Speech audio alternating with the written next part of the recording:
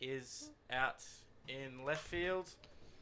Third base is Franco Natali. It's all gone. Second Sound. base is Scott Cronin with Billy Richters at shortstop. Scott Fitzgibbon is playing first. Callum Wallace is our starting pitcher, and Tim Preston is our catcher. As we have 2 strikes and a ball here on Jackson grounds.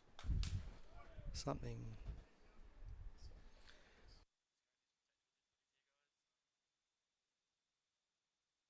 Back with you in a There's second. nothing going That was a out. fast foul ball into the fence. Power's on.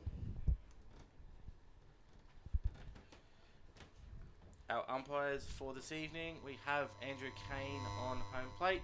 We have Michael Cumming something in on here. third base. Nothing And we going have out. Michael Bates at first. As that ball pushed is on something the here, didn't inside there, that is a 2-2 count. Our scorers for this evening are Michelle Bell and Janelle Dunsden. Hopefully all that came through. That was our starting lineup. So Jackson Grounds here with Callum Wallace on the mound.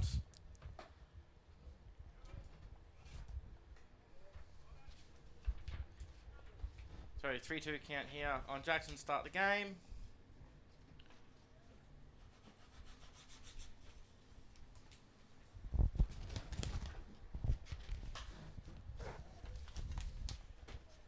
Another How's that? foul ball there. Fouls that one back, yep. Count remains 3-2.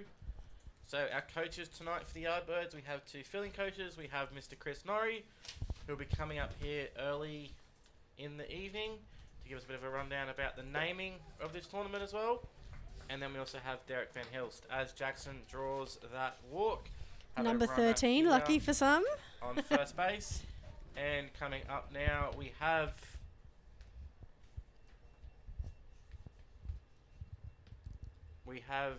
Lachlan Wilson. Umpire Mick Cummings is coming down to talk to Andrew Kane here. Just some problems with the lights at the field, I believe, at the moment. Interesting. We've got electricity problems on a couple of our cameras down the third base side, and they're looking at the They third may base be side. looking for me, so I might need to step out and go and help here for a second. I will Okay, be mate. back in a second. All right. It's So handy to must have be someone lights that out, knows as the you field said. so well. Something going on with lighting, and it could be a power issue on the third base side. As I just mentioned in passing, we've got 2 cameras out, and everything's out on the third base side. There is no 240 volt power. So I don't know. They're looking up. It looks like a lighting issue, but the So we lights might. Do appear you to want to be go on. through the leaderboard? While Absolutely. we were waiting. You entertain us So- as much as you can, Dave. So the Lumberjacks are at the top of the field at the moment with 3 wins and 2 losses. The Assassins that are out on the field right now have had 2 wins, 1 loss, and 2 ties. Whoa. Oof. And Jethawks have 2 wins, 2 losses, and 2 ties, coming in third. And Yardbirds, that's who is batting right now, have had 2 wins, 4 losses. So the Yardbirds are right at the bottom of the field. The Assassins are second on the leaderboard. But really, those 2 ties probably made all the difference. That's what's turning it around. When you look at the table, the Lumberjacks are on top with 3 wins, and the others have all had 2 wins. That's right. So Very it's the games close. after that, the losses and the ties. And those one of those ties for both of those teams were those 2 ties were all because of weather. Yeah, last Like week they was got 0-0. rained out, and it was 0-0. It was rained out, and so it really wasn't a sign of the play. Absolutely. It was really the time ran out before the storm. Yes. Yeah. So the pitch is just having a little bit of a warm up still here while they're sorting out the technical difficulties on the field. What we might do is go through and talk about the defensive fielding, shall we? With the Assassins. Certainly you can go through the lineups in total again. Sure. I'm throwing out some old paperwork, which was terribly distracting me. So, okay, so I'm going to start with the Assassins. So the Assassins on field right now, in left field is Parker Lovren, and centre field is Tyson Zamora. In right field is Ed Crotty. In third base, Franco Natali. At shortstop is Billy Richters. Richters. Sorry, Richters. Then we have in second Scott Cronin. On first, Scott Fitzgibbon. That must be hard. Hey, Scott. Yeah, Scott. What do you reckon, Scott Scott? to Scott. How do you go, Scott? Scott, throw me the Yeah, ball. that's all right. 4-1 is going to be fun. Callum Wallace is pitching to Tim Preston, catching. Okay, they've started batting again now. So we still have number 10, Lachlan Wilson, up to bat at the moment. And I can't do the pitch count as great as Matt, but I will That's do all my right. best while he's out there We will catch up. being the technical advisor of the field. Man of many talents. That's a is, strike there. Matt Glasson. He's out there solving technical issues now. And as we understand, I mean, there's plenty of lights on the field, but there must be something going on separately to that. No idea what it could be. As I said, though, there is a power issue on the third base side. That's another strike on the very far outside there. What's the count there? We need Earl Harrow? Electrical here tonight. What's the count? I have no clue. Hey, Wait here for we the go, here we umpire. go. There it is. 1 and 2. 2-2. No, 1 and 2. 1 and 2. 1 and 2. You've So got it. I need to put a ball on there. Oh God, what I'll just just happened? change my eyes. There you go. You've got it. My goodness, 1-2 I don't know. with I don't know none how out. Matt does this. And Second batter looks in at the all of them. box. Okay, so another one of those. On base, we've got Jackson Grounds at first. Oh, gosh, this definitely okay. This is a tricky job. This Keep scoreboard. your whispering to yourself. Sorry. For the viewers out there that are listening, there's I'm probably not used to the hundreds ball count. already, but Tay and I had a long discussion today about what we do right here in the box, and it was interesting, and now we're trying to execute. Okay, it's full count now, so let's make sure we see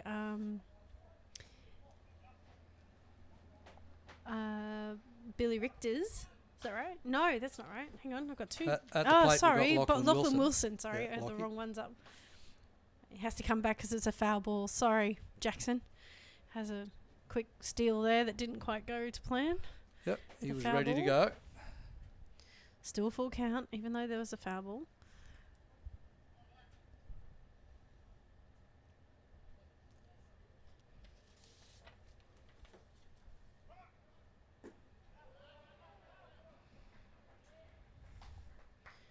So Correct. he's that's his second walk. The two batters up have both walked. So now we have Back-to-back walks. Thomas That's Faulkner. not very good. Thomas Faulkner it is. number And 7. he'll be followed by Jay Myers on deck. Faulkner is playing centre field when they come out to the field. He'll be followed by Jay Myers, who is on deck right now. He's the designated hitter tonight. Did I give you a pen that didn't work? That's fine. Steal mine then. That's okay. I just That's need a to stolen pen. let's I put don't know his how the jersey scorers number. write that down. Yeah, there we go. Number 7. Toma. Come on, Toma. Move those runners around. Back-to-back walks for the starting pitcher. I think he's just Callum warming up at the Wallace. moment. He's had a bit of a slow start to the game so far. It's part of this league where they're getting experience. You know, he might not be a regular starter, I don't know. Matt certainly will. That was low inside. Oh, the pitch count is out of control already. Hang on. Just call what the umpire puts up. That'll do.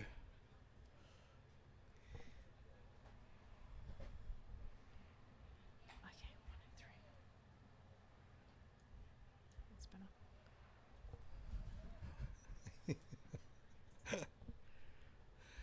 1-3 pitch. Oh, He goes steps to- off. He goes to do a balk. Not a balk. He goes to do a pick off. No, he's trying to wrong foot Jackson Grounds. I don't think he will achieve that. Definitely not. Oh, the catcher's just fumbled behind him, so the runners. Oh, it's ball 4 anyway. They're all going to base anyway. So next at bat. Yeah, but he doesn't want that ball to be And- left back there because the runners can continue to steal. So 3 walks in a row from pitcher Callum Wallace. Yeah, and the catcher's gone out to have a bit of a chat, and second base is coming in for a bit of a chat. And one of our favourite interviewees from last week, has gone out to the mound Yep. to have a bit of a chat. Loading bases from walks in the top of the first innings is not very good.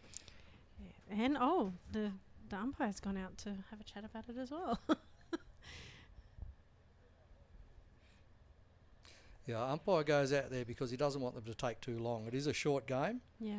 And the umpire also always goes out there and says, right, Are we that's enough. changing or not? Get your message across, and then let's get on with the game, because it Fair is enough. a time-limited game, and too easy for coaches to stretch that out. Just a So little we bit. have loaded bases as Jay Myers comes up to bat.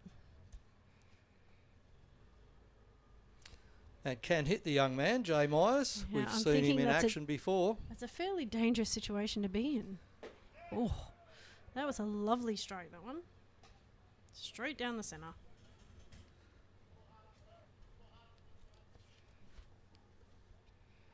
We've got some big news to give you as provided by Baseball Queensland earlier today. I found out about it yesterday. It was put up on the website, and that is the championship trophy, the naming of the championship trophy. Oh, yes. It's excellent news. It's It gonna really be is great. good news. We will go through that a little bit later on once the Oh, game settles fantastic down. hit out to left field. He drops it into no man's land. Left well field, done. a single to left field. Great hitting there. Jay Myers just pops one over the back of shortstop in front of left fielder Parker Lovering. They couldn't have got to that. He was back deep, expecting a big hit from Myers, but he popped it into clear ground in front of left field. So a single to position 7. And that scores the first run of the game. Jackson First Grounds crosses. RBI. Well done. And still loaded bases. What a place to be in. We've now got Lockie Wilson on third base, Toma Faulkner at second, Jay Myers standing at first. Still loaded bases, And none Jamie out. Foxx is up to bat. There he is. Jamie Foxx catching tonight. Foul ball. Just a low and inside, but he really had a bit of a swing at it.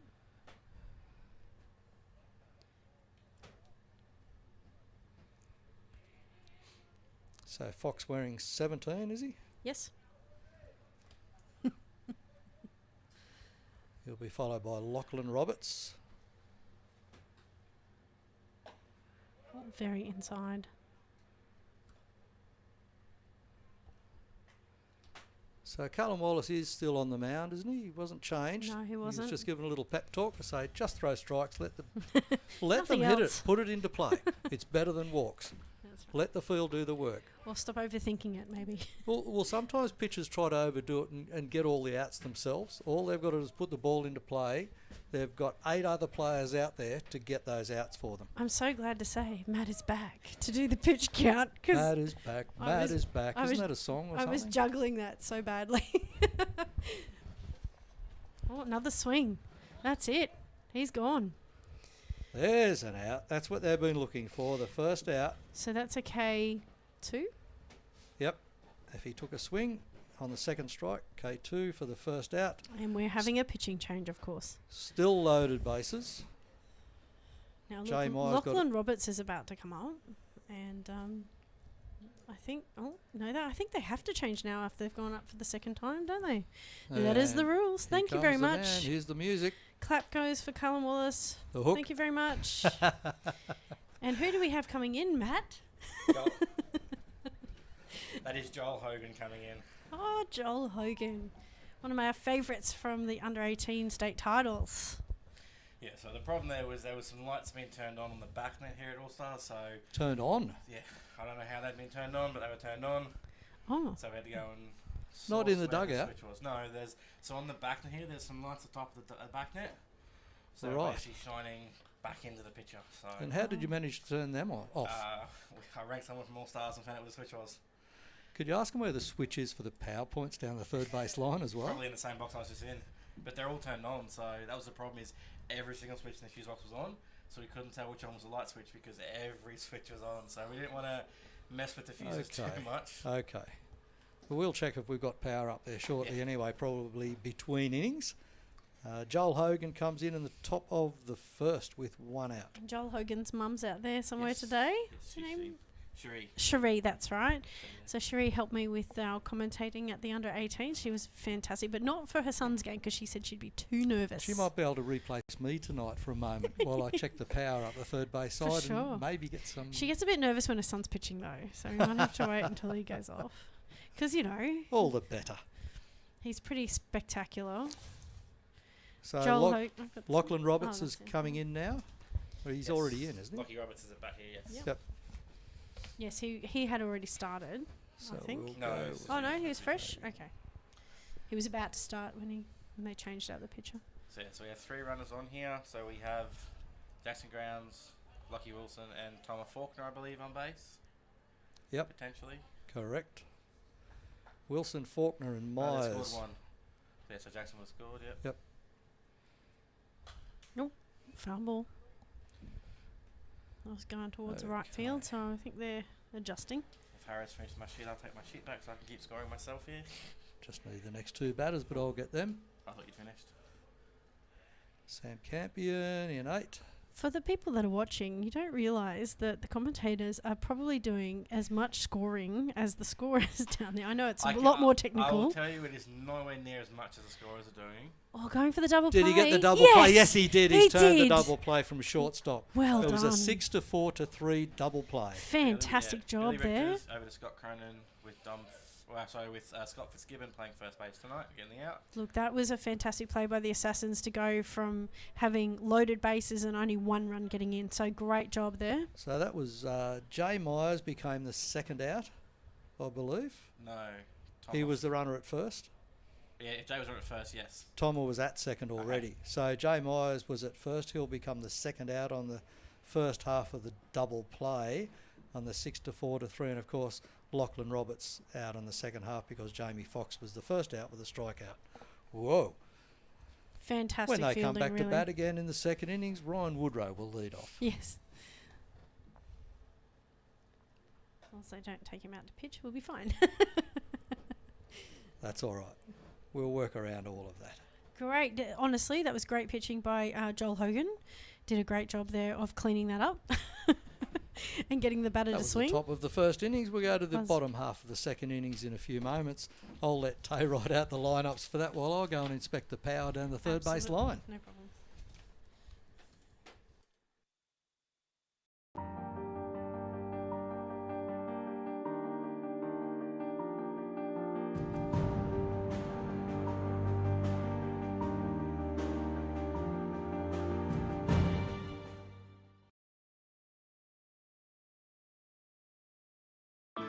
Baseball.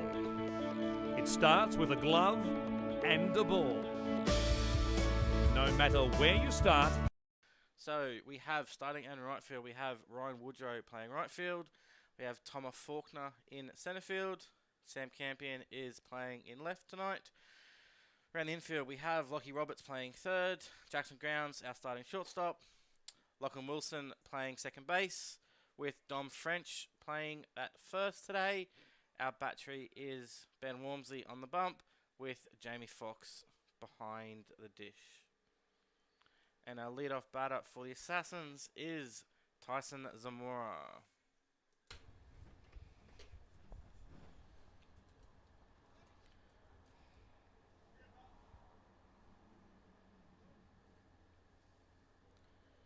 So we have the Assassins have the super coach today tonight again. So you got Nick Bacona as the head coach. And then he's got all the experience in the world there helping him. He has Nev Brocky and Keith Land as his 2 assistants. So between the 3 of them, none of the players get a word in. Because the 3 of them like talking a lot about baseball. As Tyson gets hit there on the second pitch. Oh, hit by pitch. Gets on to first base. That brings up our shortstop for this evening, Billy Richter's. So yeah, just a reminder in case you missed it earlier, our umpires for tonight, we have Andrew Kane on home plate, Michael Cumming is at first, and Michael Bates is our third base umpire, currently standing in position B there in the middle of the infield in front of second base. So ball one just outside there to Billy. Both pitchers been a little wild to start the game here, couple of walks first innings, hit by pitch in a start.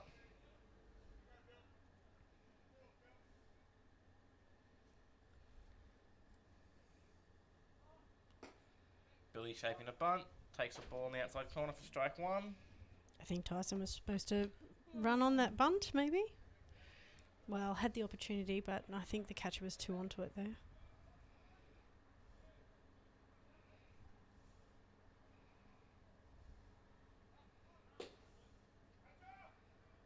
Goes in for the slide, but they don't quite make that throw. Yep, high ball outside there. Jamie just can't get under control. Make a nice throw off. Tyson gets a stolen base of second there. So it is 2 balls, 1 strike. Now 1 Billy with a runner in scoring position.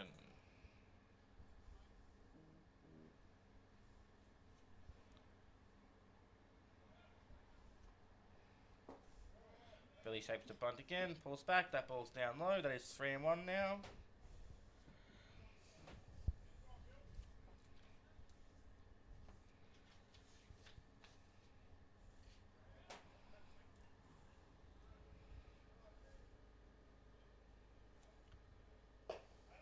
And ball 4 is high there, so Billy now ends up on first base. Runners on first and second now, and we have Franco Natali in to bat.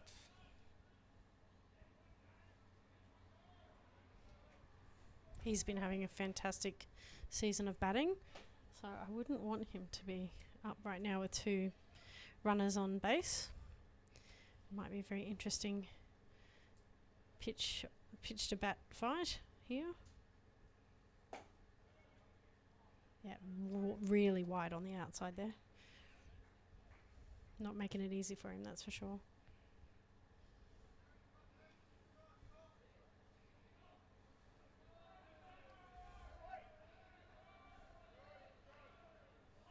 There's a lot of chatter down there tonight, isn't there?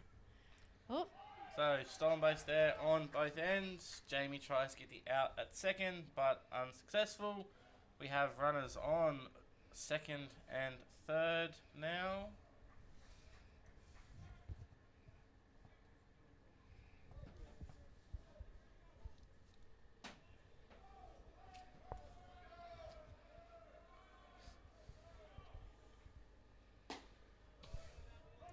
So as Tay was saying there, both dugouts being very vocal here. Small crowd as well, not as vocal, but yeah, both dugouts making their voices be heard.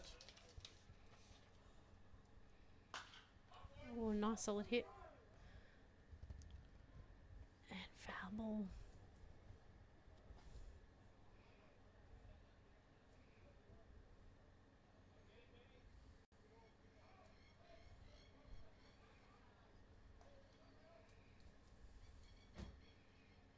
Oh, another slice out to the fence.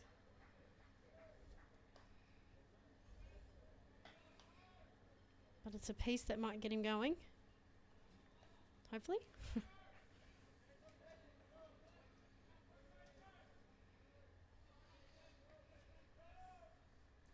So with a 1-run Another lead slice. here, at the bottom of the innings, the infield is playing in. Got to keep that run close. Andrew Kane there just lobbed the ball back to the pitcher. Didn't quite get it to him. Needs to practice his throws. Should do better than that, Andrew. He was making fun of me before for not being able to throw, so I get some back at him. Andrew saw me there last weekend. I was umpiring a game. Obviously not being able to move much. You try throwing with your left hand? No, I didn't try to throw the ball. I was in a different position I was supposed to be, and Andrew looking at me and was trying to figure out what I was doing, and then realised I was doing it because I couldn't really move with my arm as it was, so... Yes, it's copying from both ends. I'm going to get from players' end and then also from the umpires. Nice solid hit. Right down the third base line out into left field. 2 runs come straight through, and he's over at second. He's dived in, and that's a fantastic RBI for Franco Natali. So 2 runs in there. Billy Richters and Tyson Zamora have come home. And a very happy Franco out on second base.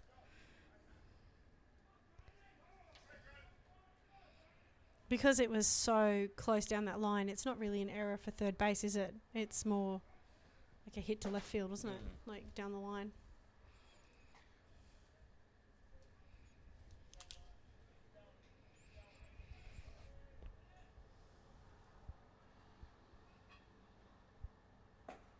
Oh, big swing there, but he just missed it. Here's another 13 jersey. You wouldn't want Mr. Scott Cronin. You wouldn't want to be superstitious wearing that jersey. They all jump over the line, I see, so They don't seem to have a problem with it.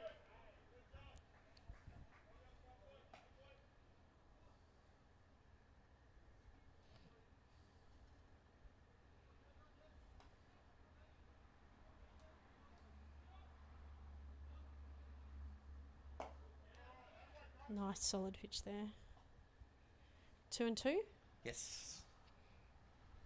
Sorry, I've been a bit quiet. Just got some messes after running around for light switches there. So yeah, 2-2 count here on Scott. Ball 3 outside corner high there, just missing. So none out here. Runner on second for Scott. Full count. Yep.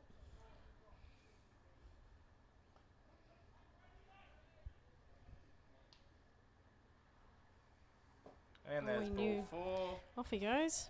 Takes a walk up to first base. So yeah, so Harrow's just away at the moment trying to fix up our cameras. As we had some power difficulties earlier.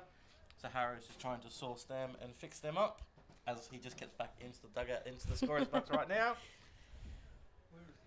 So coming up to bat now is Tim Preston. He's got that lovely large swing. It's in the umpires room, but all the switches are on. Yeah, so it's just on the end room and it's right on this far right wall. Oh, that was just high. So now we've got a runner on first and second again. And they really don't want to let them get away with it too many more runs, so it's a bit dangerous. None out.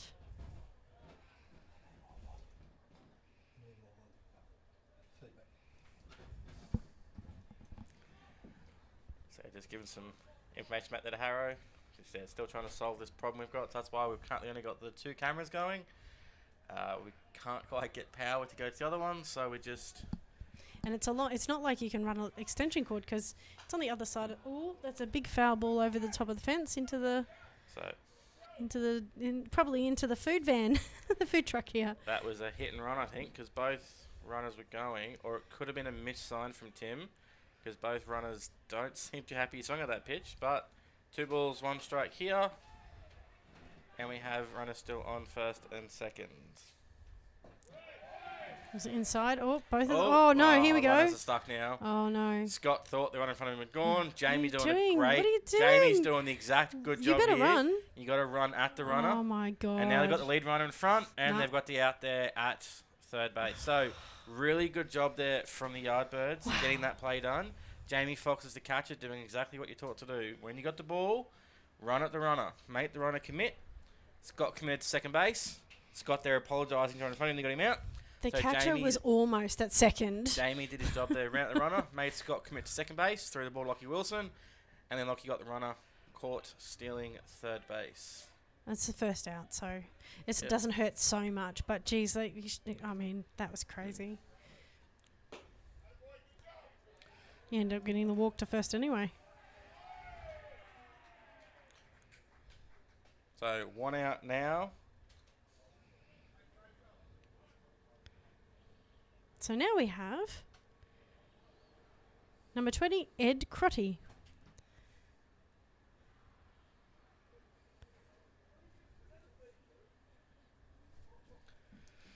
So Just having a man little visit- bit yep, of a conversation on... man visit there Man. from Derek. Oh, we're swapping them out. Yep, new pitcher coming in is number 9, Declan Stevens. Okay. So Ben Walmsley couldn't quite get out of his first innings. So Declan Stevens is our new pitcher coming in. The Assassins have been batting wonderfully, so and playing quite good, except for that little squeeze play then. That was a bit of a mistake. They were probably told to run on anything. So Yeah, Scott saw the ball in the dirt there, thought he got the play, but right in front of him stopped as well, and that's up. We're going to have a short break here. Going to test our music back. We're back when we resume this innings. Baseball. It starts with a glove and a ball. No matter where you start, where you play, or where the game takes you, you're still just playing ball. What a moment for Luke Hughes. What a moment for Australia. Join in the fun today. Visit baseball.com.au to find your local club.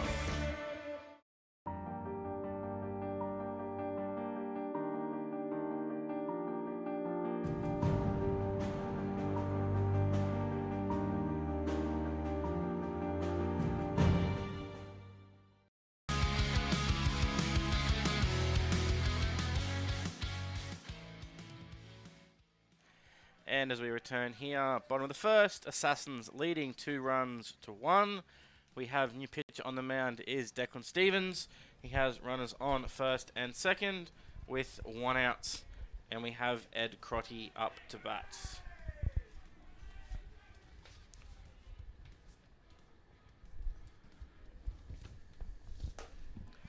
First pitch there from Declan is a strike.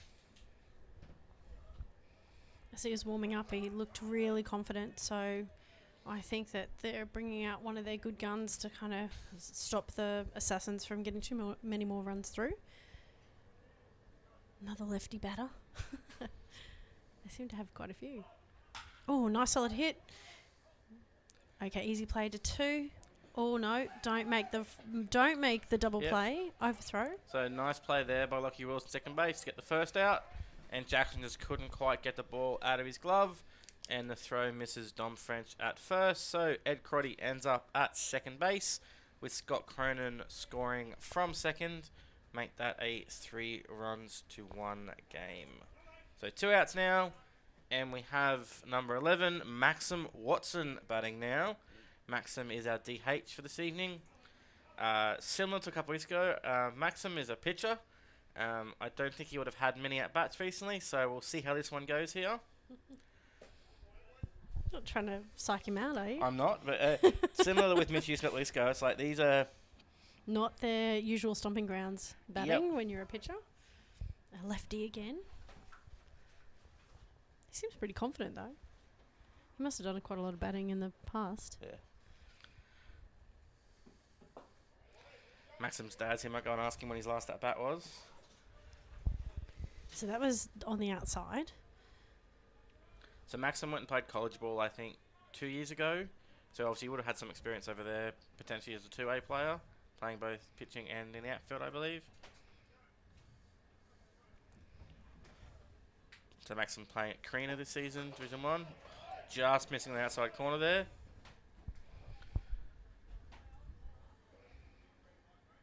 He's listening to his coach on the third base coach. So 3-ball count here on Maxim. I think he might have saying it better be perfect if you swing at this.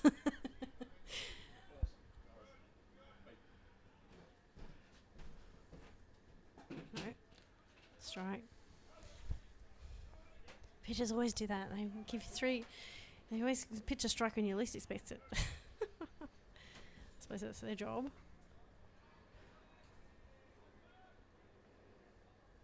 So 1 and 3.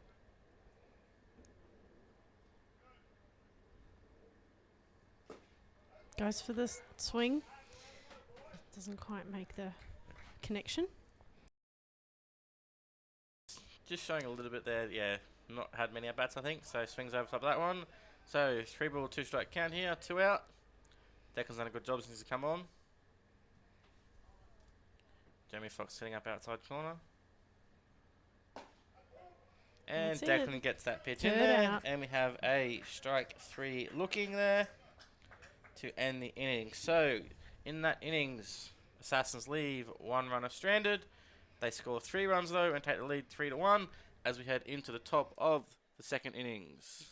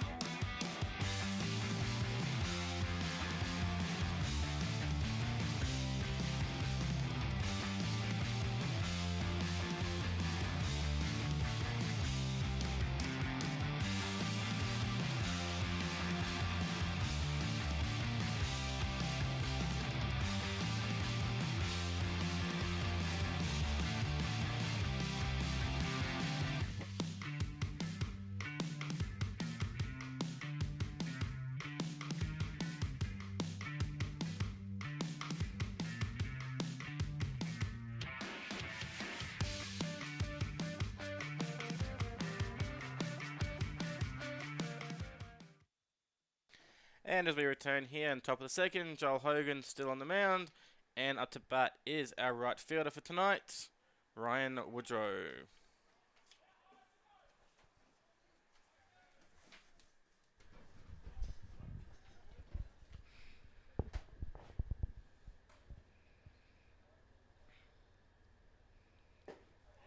So first pitch in there for a strike. And as usual, guys, if you got any comments, feel free to either send me a message if you have my number. Otherwise, there are the YouTube comments, which we do keep a track of. So yeah, either option. Preferably for me, messages are best because it's safe having to check the YouTube feed. But we do have the YouTube feed up, so if you got any questions for us, any comments for players, feel free to send them through. If people really require, I can happily give out my number. Enough people have it anyway. So my job is to read out the comments. So if you got some big hit out to left field. Oh, no, he's just dropped it. Parker Lovren out there couldn't quite get that ball. Turned the wrong way. So we have a stand-up double there for Ryan Woodrow to lead off top of the second here for the Yardbirds. Fantastic way to start the inning, that's for sure. I was just about to say, if somebody is going to send in you could send out a great comment for that hit. That was a fantastic hit for Ryan Woodrow. I'll be reading them out. If they're nice and we like them, I'll read them out during the broadcast. Nice one down to second. Oh. So Sam Campion grounds that ball to shortstop Billy Richters. Keeps the runner close. Gets the out over at first. So Ryan Woodrow stays at second base. We now have coming up our first baseman for this evening, Dom French. Dom's not... I wouldn't say Dom is a first baseman by trade, but Dom is playing there tonight. Slow roller hit there to third baseman Franco Natali. Makes the throw, and Scott Fitzgibbon does a great job there. He tags him instead of hitting. He jumped off the base, so he had to tag him. Off the line, So we have a 5-3 out there for the second out of the innings. Takes us back to the top of the order as Ryan Woodrow moves over to third base. So back to the top now. We have Jackson Grounds as our fourth hitter of this innings. Nice and quick so far. So yeah, really good job there from Franco getting that ball and getting the throw across. And an even better job by Scott on the other side, realising the throw was offline, coming off the base, getting the ball, making that tag. We'll say hello back to Glenn in the stream. I think Glenn said hello to us, so hello Glenn. Hi Glenn. If anybody puts anything not nice on YouTube, that's it. It's gone. Glenn's got it. So it can't be that. It can't be that.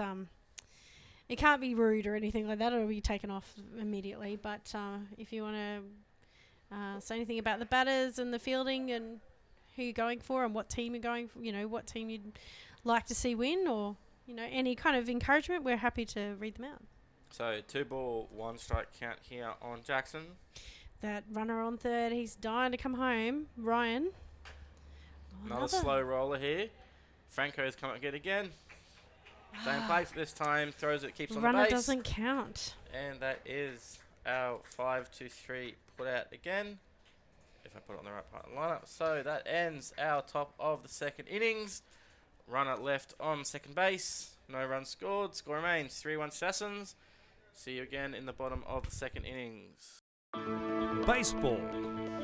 It starts with a glove and a ball. No matter where you start, where you play, or where the game takes you, you're still just playing ball. What a moment for Luke Hughes. What a moment for Australia. Join in the fun today.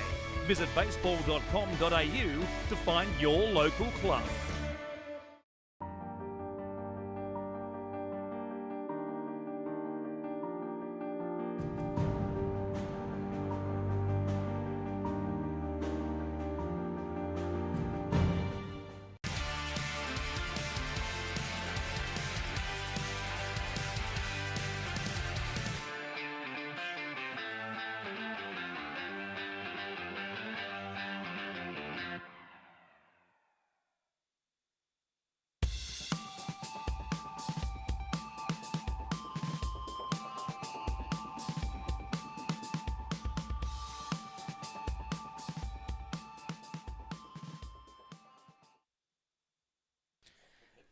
And as we return here for the bottom of the second innings, we have our first guest of this evening.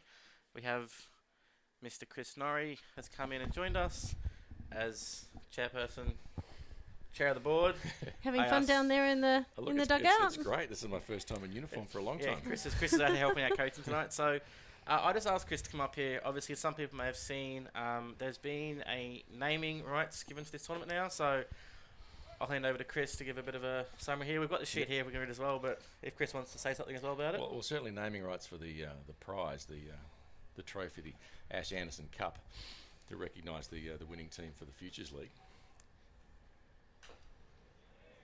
I had the very great pleasure of knowing Ashley at high school. I was, although he was never in any of my classes, we'd often chat during breaks about baseball. He was one of those true gentlemen.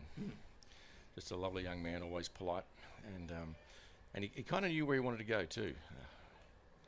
Many of you might recall him being a catcher with the underage teams, and he got to that point just before the showcase at the start of this year, where he came up to the head coach, the under-18s, David Badke, and said, "Mate, what have I got to do to progress in this sport?" And it was one of those aha moments that I wish a lot of these kids had. They understand. Well, he certainly did. Understood where he stood. You know, he had a couple of catches ahead of him. You know, there were going to be guys named as catchers for the under-18 team, which meant that his opportunities at the national program were going to be limited. And David said, "Hey, you know what? You have a great work ethic. You know what it takes to be a winner. Have you considered going to the outfield?" And that was it. And he went to the outfield and he worked his butt off. Yep. And the rest is history, as they say. He was one of the best players of that showcase in January, and was rewarded with an opportunity with the national program. Yeah, so my interactions with Ash was I umpired behind him at I think it was a schoolboys tournament a couple of years ago. And so that's my only experience with him. But obviously I know there's some people that, I know Ash doing some coaching, some of the young catchers on the south side as well.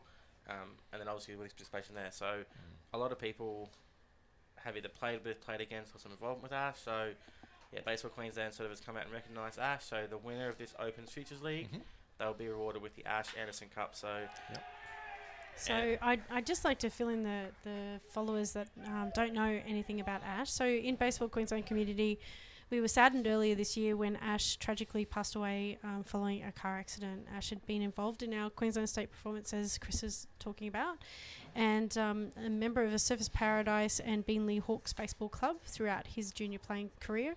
Ash's latest Queensland representation was his selection in the 2021 under-18 Queensland team. Following the successful Queensland Showcase event, Ash was selected in the national squad, and his outlook on life and determination towards the development and infectious smile was a major influence on many of the players and coaches throughout Baseball Queensland. So naming this this trophy after Ash is really quite monumental, and it's such a wonderful thing for his family too, I'm sure. Well, he was such a genuine character. Remember after the tragedy of earlier this year, we were talking about how can we commemorate this young man's life. He was so popular amongst his peers, amongst the players of both Beenleigh and Surfers Paradise. Just a great member of the state programs. Coaches loved him. He worked hard. But we think he really represents what this group is about, this Futures League. He's a young man who's prepared to do what it takes to get better. And that's what we're here for, is about giving opportunities to get better at this game. Many of these guys are already looking at signing contracts with colleges and going overseas, and Ashley was certainly one of those guys who would be an absolute benefit to any college program in the US. So the Ash Anderson Cup will be presented to the winning team of the inaugural Futures League Open Championship game, scheduled for Wednesday the 17th of November 2021. So that's coming up, and that's here at Bannister Park at Hendra. So I hope everybody can come along and see that. But tell us a little bit more about your coaching tonight. Oh, my goodness. Got a call up yesterday. We've got a couple of coaches away from the Yardbirds, and Derek Van Hilst has stepped up, as he has done a couple of times. And he's looking for an offsider because Jamie Knight's a new dad. So Derek and I have worked well together before at Carina Red Sox. So someone who will answer the phone call and turn You up in won't uniform. send it straight to message bank. Is that what you're saying? No. They seem to be going really great tonight. They had a great first inning. Good first inning. It's a pitcher's game tonight. If they're on, it's going to be a tight game, and if they're not, it's going to be a high-scoring tight game. Indeed. Absolutely. So Declan Stevens getting the strikeout there. Parker Lovren. So we have Scott Fitzgibbon on at first after single to centre field.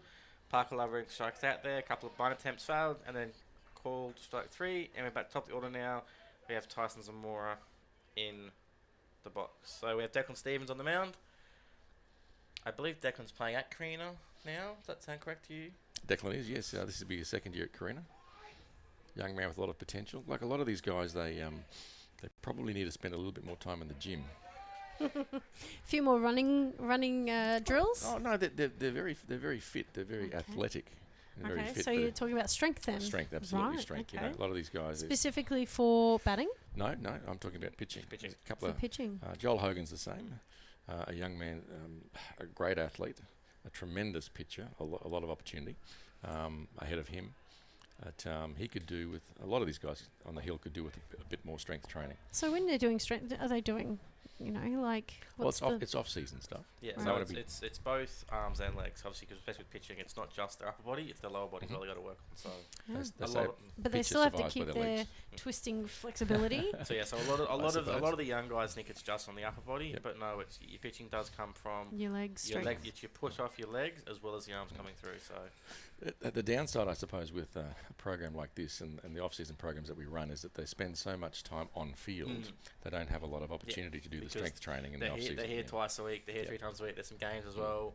During the season, they're here on a Wednesday night. They went to club training twice a week. Yeah. They're playing Friday night. They're playing Sunday. So it does. So what you're limit- saying, all the ones that were in the gym for pre-season, it's going to pay off. Oh, yeah, absolutely, it will pay off. And Okay. if they go to a college program, then they'll spend a couple of months in two-part seasons, and the rest of the time they're in the gym. Seriously, they Fair do a enough. lot of work on their bodies, getting I themselves think when in shape. Don Lutz came in, he was actually telling us he'd just come He's from just the come gym. From the gym, he told us. Yep. And so he's Yeah. walking the talk there. Absolutely. Okay. And when he's teaching them all about what they need to do, Mhm. he's showing them as well. So Oh, that's yeah. good. So we'll apologise to the person in front of the camera. We'll get Dikey to move in a second. I think he's just blocking off the. I was going to throw something at him before. Get out of the way. We'll get that move in a second. So apologies for the home plate camera from behind. You will see a person sitting in the row. Dikey just happened to sit right in the wrong spot as Tyson flies that ball out to left field. Shortstop got it. Oh, Oh, shortstop's shortstop. got that. Still in left field though. In yeah, left field, pretty but much. shortstop. So for where I'm sitting, I literally can't see from about shortstop round. So I rely on other people. I just say the direction of Sorry ball sit about in, and then it gets. So Tyson is the second out, is that right? Yes. Okay, so So with 2 out now, we still have Scott Fitzgibbon on first after his single. We now have Billy Richter's in at bat. okay. Nice pick off there from Declan. Nearly gets the out. So Harrow has just returned to us after doing his magic work. We now have our cameras We have operational. all our So amazing you camera will see the angles. different cameras So now operating. exciting. So I would say thank you to Harrow. I've got the power. Woo, he's got the power. Weren't you guys talking about a centre field camera? He'd be looking at us no through pressure. the. but- okay. When we see Harrow running across the field mid-game, that's when you know. I'm so used to watching lefty batters now. I'm in the wrong position for a righty batter. So many in the Assassins that are lefty Yes. batters. It's crazy.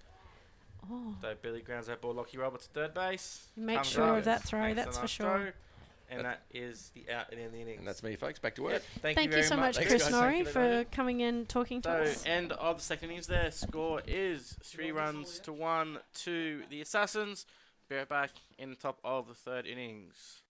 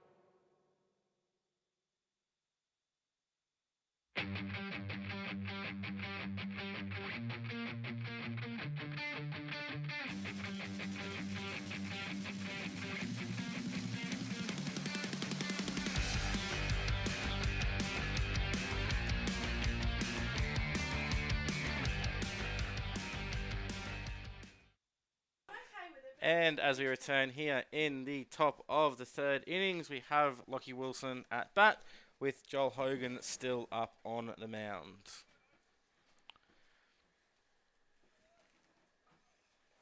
So Chris Norrie's made a nice quick exit from here. You can now see him down there at first base, coach. So I can thank Chris for coming up here again, having a nice chat with us. Lockie fouls that first pitch off. And Matt, I'll just mention that story you did about the Ash Anderson Cup. I think that's fantastic. Absolutely fantastic. We scripted that. I said we would do it around about this stage of the game.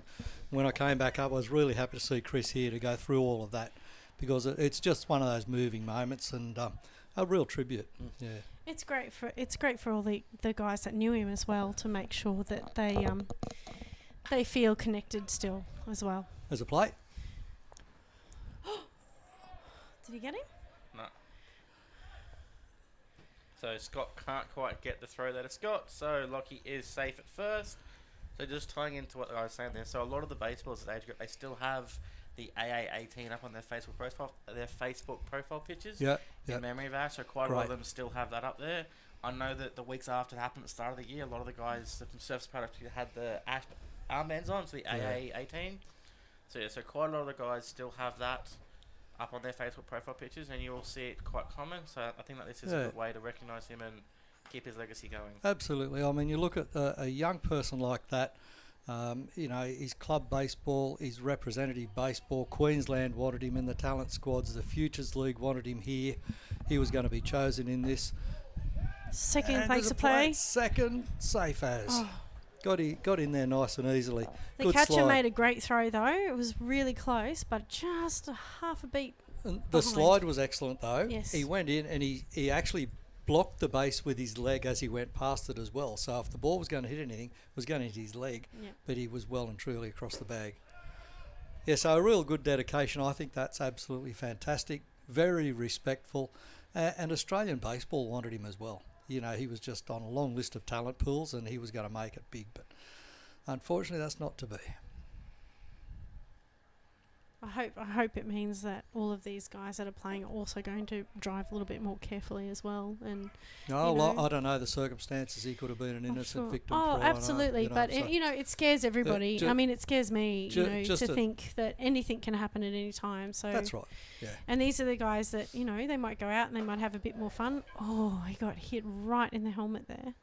He's not the first young person to pass out of our baseball ranks. I mean, Trent Baker few years ago, and for Windsor and the Bandits, and there's just a whole bunch of sad stories over the years across baseball generally. The young man from Melbourne that was shot in America going to college when he was just going for a jog, and some hooligans shot him, and that was a dedication to him at the MLB opening series in the Sydney Cricket Ground. And his parents were flown up there and presented with a home plate. There's so many moving tributes around, but just it goes to show that the baseball culture is just so strong and so supportive of all families. It's a massive, big family within itself. It really is. Each club, each team, they're a family, but the world family is even more important as well. For sure. Yep. So yeah, Tom took that pitch off his helmet there. Chris Norrie was doing a quick concussion check on him up there at first. Wild pitch there from Joel with Jay Myers at the bat. Both runners move up to second and third. And just a quick score update to Buddy for the moment. The other game this evening, it is currently 1-1 in the top of the fifth innings with loaded bases. So Jethawks have loaded bases in top of the fifth. It is a 1-1 ball game. That game tonight is being played at Beenleigh, so one of Ash's old clubs. Excellent. So tonight's game's down there at Beenleigh. Good one. I've got to also mention we've got at least one viewer based in Sydney, Kerry Jackson. Well-known name in baseball circles of Australia, but especially New South Wales. She's run the State League competition down there, which is the equivalent of the GBL, for so many years I can't even count them. And I had the great pleasure of working with her on that committee and several other committees. But Kerry's well, she keeps saying she's retired from baseball, but I still don't believe it. She turns up running canteens and all sorts of stuff. You just can't keep her away from the game. She loves it. The family loves it. And Kerry, thanks for sending me a message to say you've tuned in. I hope you're still tuned in. Yeah, And, she was in the YouTube chat here before. She said, great to see baseball up and running. Yep. Still waiting for first pitch in New South Wales. So all you got to do is come to Queensland, Kerry. that's the problem at the moment. So So we have 3 umpires. Oh, waiting you to come. can't. We have 3 umpires at the moment waiting to come up from New South Wales. So they're just waiting for that border to open. So you Yeah. might find people that come up once it opens because they can come and find some baseball because there's no baseball down there at the moment. So And if you're watching from overseas and interstate, thank you so much. Scott Cronin makes a nice play there, gets the out at But also first gets an base. RBI. Fantastic. Lachlan Wilson has come in. Yes, as Kerry just said to you, Harry, she said she's not allowed to come up here, so she's disappointed. So many people around the world would be watching, just wishing that they could be here to watch or even to play. Yeah, So we feel for you, and we're playing for you and watching for you. we'll certainly We're do here that. for you. You can watch and enjoy with us. As announced last week, no ABL this coming summer. ABL season put on hold or cancelled for the season. We'll see No. what comes of that 3. when it gets restructured. And a fresh new season for 22-23. Yep, yeah, so Jamie Foxx here at bat. So with 1 out. Isn't Jamie Foxx a famous movie star or something? Yes. Indeed. And he does amazing voices. No relation. No, I don't think so. So Jamie's another one that he was on New South Wales last year, so he had to miss the state trials at the start of this year because he was across the border. Oh, no. But he's now playing up at Redlands. Oh, foul ball slice has been taken by first base. Good job. Scott Fitzgibbon showing big guys can move. He slid Yeah. on his knee too to get it. Good Us big guys job. can move as shown there. So Scott gets that out. Second out inning, so Jamie fouls out there. Oh, he's having a limp now because he went down on his knee. Sorry. And that brings up our third baseman, Lockie Roberts. So we've got Scott that took the out, and then the other Scott came over to cover first just in case. But it was definitely going to be a foul ball. But unfortunately, it didn't quite hit the net. Unfortunate for Jamie Foxx. But yeah, seeing you in there in the chat, Kerry, so thank you for tuning in. Thank you for participating in the chat as well. Glad to have you here. Kerry had a blood test earlier in the week too. Some terrible photos on Facebook showing exactly what happened as a result of that. I didn't need to see that, Kerry, and I'm having trouble unseeing it.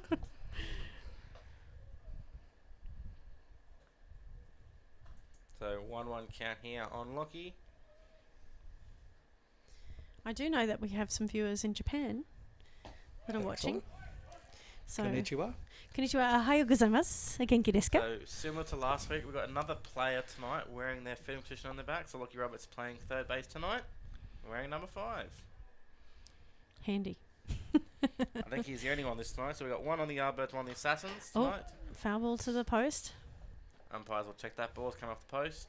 Yep, Mick coming to check it. Might be a bit dented now, hey? Well, From the post. You we're not never going know. to check it, unusual. He might get pitched in wobbly now. Is that what might happen? So 1 ball, 2 strikes here on Lockie. So now it's 2-3. It's a little bit closer, and with a runner on 3. So, you know, it'd be great to get an RBI in so that they can level up the game. This is where you usually tell me that I've put a hex on the team because I've said that that's what they should do. Compliments will always hurt look what them. just happened. The third out. I won't do it again. That's The it. curse now. of the commentator. Oh, I'll never do So it again. Sorry. Lockie Roberts strikes out there. So Yardbirds get 1 run back. Score is now 3 runs to 2 as we head into the bottom of the third innings.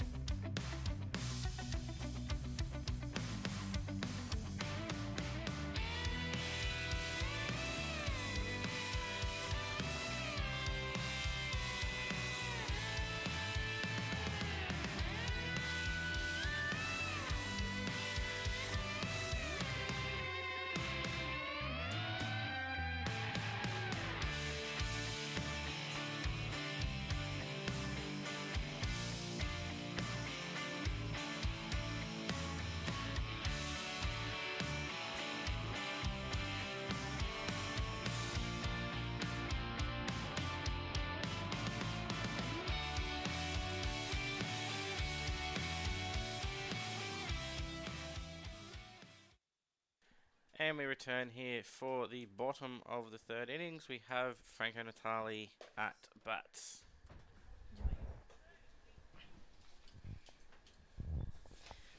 So Franco had a good inning, last inning, so let's hope that he keeps it going.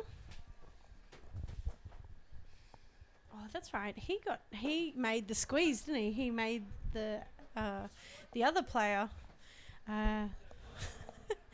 He was accidentally run out because of the squeeze. So let's hope that he gets back on base now for his own run.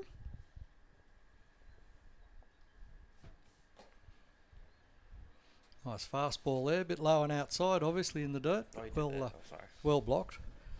But That's he's all now. trying to heat the ball up a little bit, just to get a little bit of speed in there. I'm going to have a look at... So ball down. That is ball 4 there. Franco gets on first base.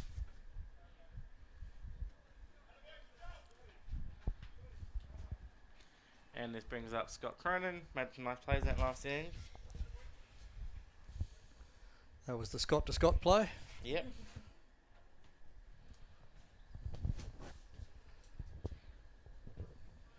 Okay, number 13, lucky for some.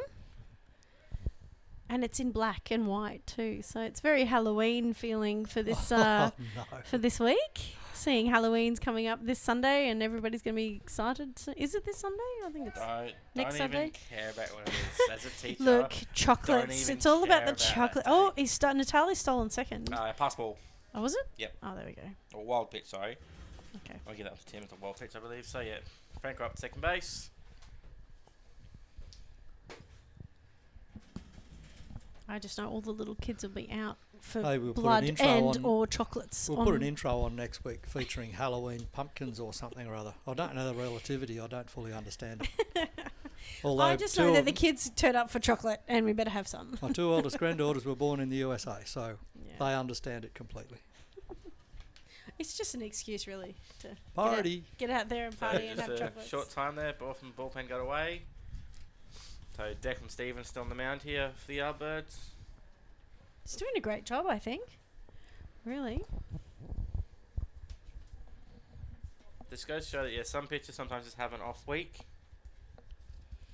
Also depends how much they've pitched on Saturday and with their trainings and with their games and all sorts of things that are happening. They might have, injuries from, slight niggles or something. You just don't know. Coaches have ultimate responsibility to manage that, though, and they should be managing it carefully.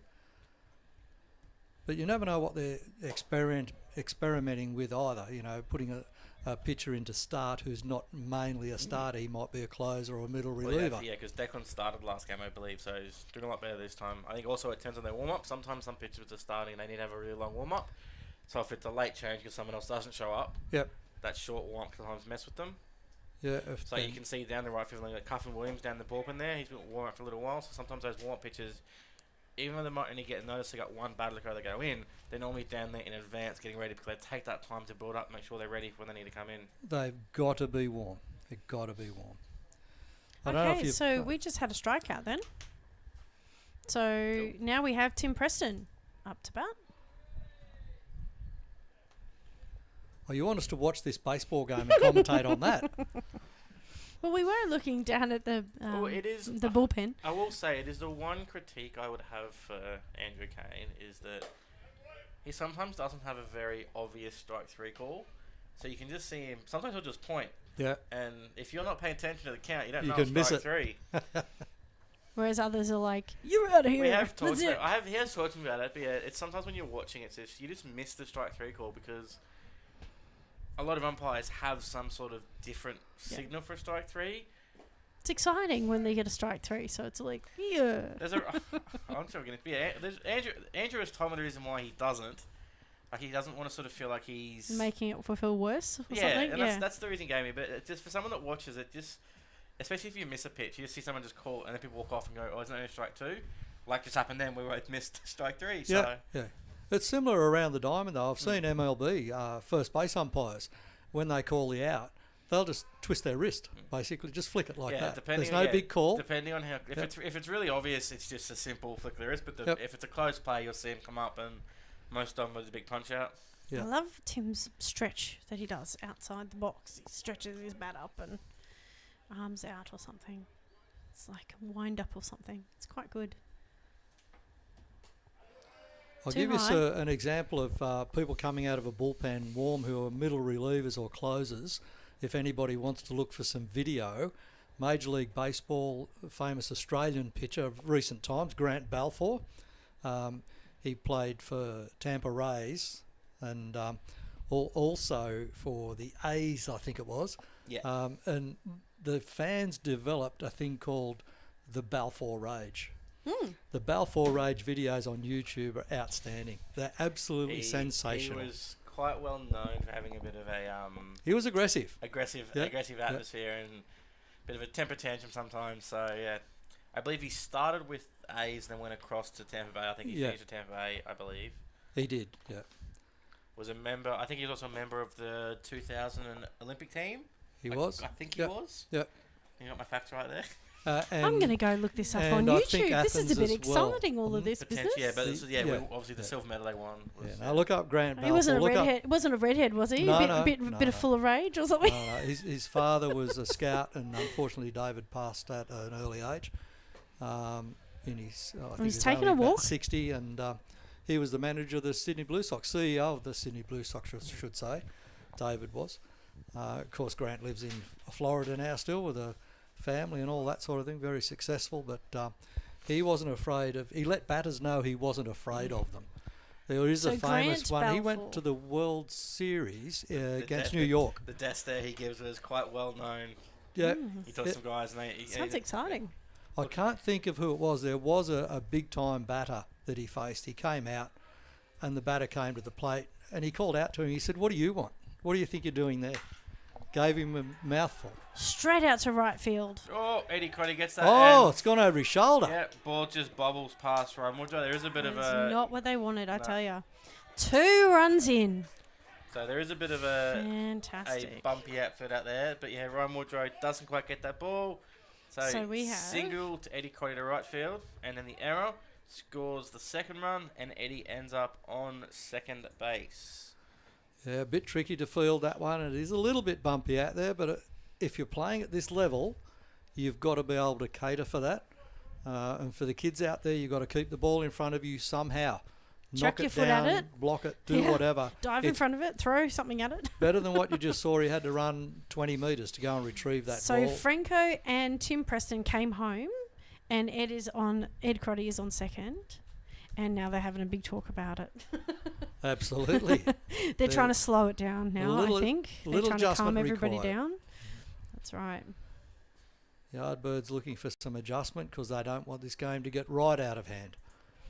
So those 2 runs in now has brought it up to 5-2, hasn't it? Wow, that's pretty exciting. So this is Maxim. Another lefty.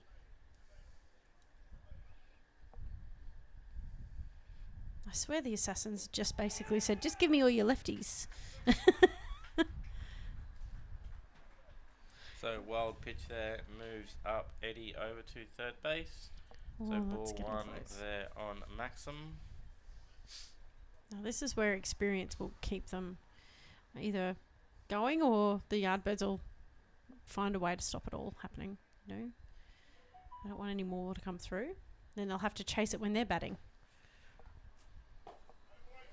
Ball just missing outside corner there, so it takes the count to 2 balls, no strikes.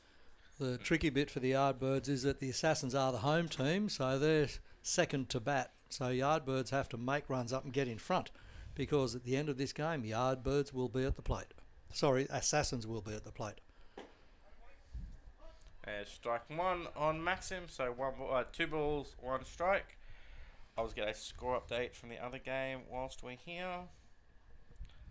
So it is still 1-1. We are now in the bottom of the 6th inning, so it is 1-1 still. Jethawks and Lumberjacks. They're flying through their innings over there. Must be lots of 3 up, 3 downs or something happening over there. Ball 3 there, so 3 balls, 1 strike on Maxim. Sometimes I wish they were filming that over there so we could throw over to see what's going on. Oh, we just do around the grounds, even though there's only one other. Oh, big swing there. I must check with Chris and or Dave Badke about the 3-4 playoff, whether they're going to reschedule that to be on the Tuesday night here so that we can broadcast it. That's one of the thoughts going around, rather than play them on the same night at different grounds.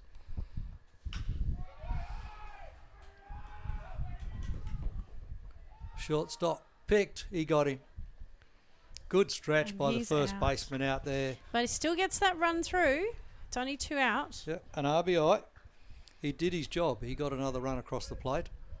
That is fantastic. So, Here's the change. Ground ball to shortstop on the 6-3 ground ball. That was good out and good play from the first baseman. So Cuffin Williams, I believe, is our new pitcher coming in. Yep, number 18. So Cuffin Williams coming on. We'll take a short break here while Cuffin warms up, and we'll be back to resume the bottom of the 3rd innings.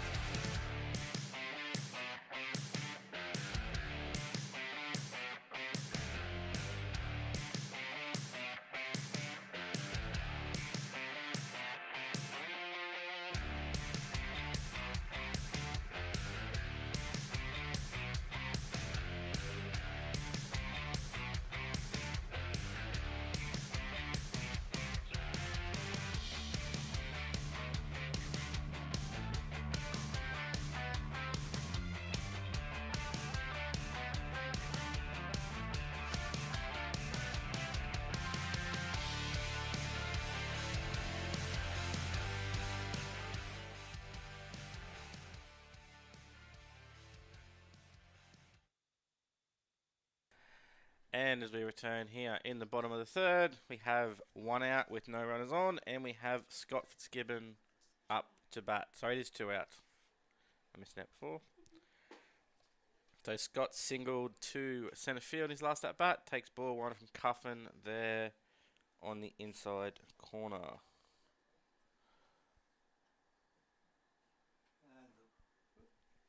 Oh, sorry, Harrow. And the bases are clear. so he's got no excuse. Is that what you're saying? No excuses, all That's up right. to He him. can hit and run anywhere he likes now. I will say Cuffin is a pretty handy pitcher. He's done a good job previously.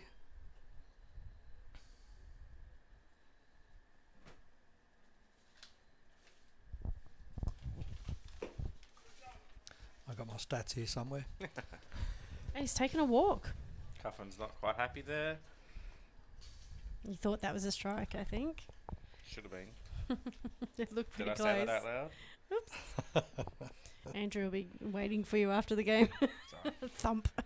He won't listen. His ERA coming into tonight was 4.85. So Parker Lovren coming in here, one of the young players. Takes strike 1 high.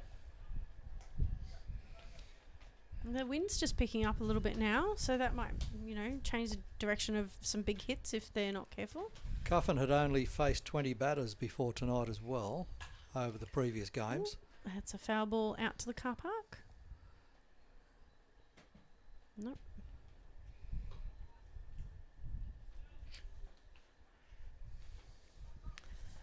So for anyone wondering, so Glenn's comment there, when he says Glassy, that's me. Most people here will call me Matt, but most people in baseball know me as Glassy. So it's why if people call me Matt at baseball, I normally don't respond because people I think I saw someone else. Oh, and that's it. 3 and out. Parker strikes out there on that pitch. And that is the end of the 3rd innings, but not before the Assassins score 3 more runs. Score is 6-2. as we head into top of the fourth innings. Baseball. It starts with a glove and a ball. No matter where you start, where you play, or where the game takes you, you're still just playing ball. What a moment for Luke Hughes. What a moment for Australia. Join in the fun today. Visit baseball.com.au to find your local club.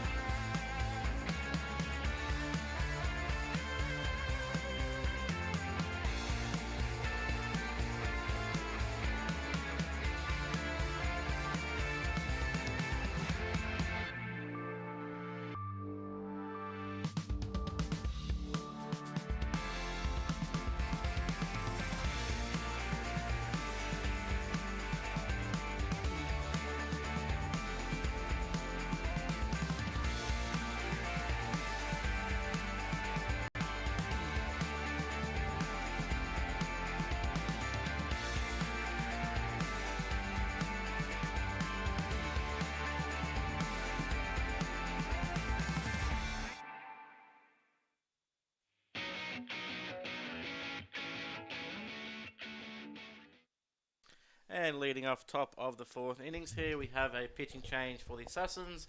We have number 9, Dylan Sipple, on the mound now, as Ryan Woodrow leads off and takes strike one there to start the innings off. No defensive changes, just a pitching change here. So Dylan Sipple now on the mound. Sipple has faced 56 batters with an ERA of 2.69. Not too bad. 13 strikeouts there. Quite good. 13 Ks, yep. So 1K per innings was quite acceptable. So he's got a, for those stats people, he has a 9 Ks per 9 ratio. And only 4 walks. So very economical.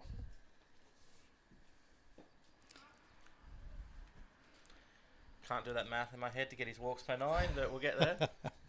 His walks and hits per 9. So yeah, so quite a good, some good outings so far. So he obviously has faced a few hitters, given a few hits, but otherwise doing quite well. The scorers down there adding all of these up to get those stats. Lift that to And centre field, short in front of Woodrow centre field. just gets that ball to land in front of Tyson Zamora. We have a single to centre field to lead the innings off. That brings up our left fielder for tonight, number 11, Sam Campion. 11 or 17? 17. Is it 17? It's hard to tell with these numbers.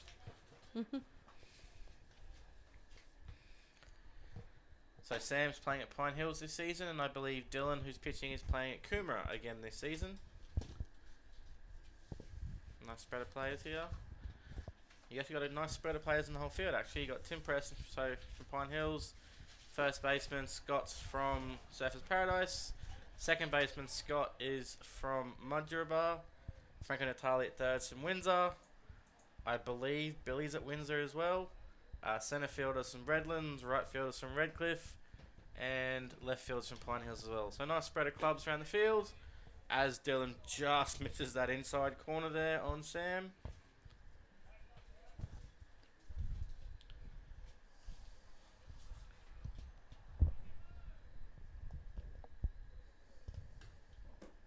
And that is ball 4 on Sam.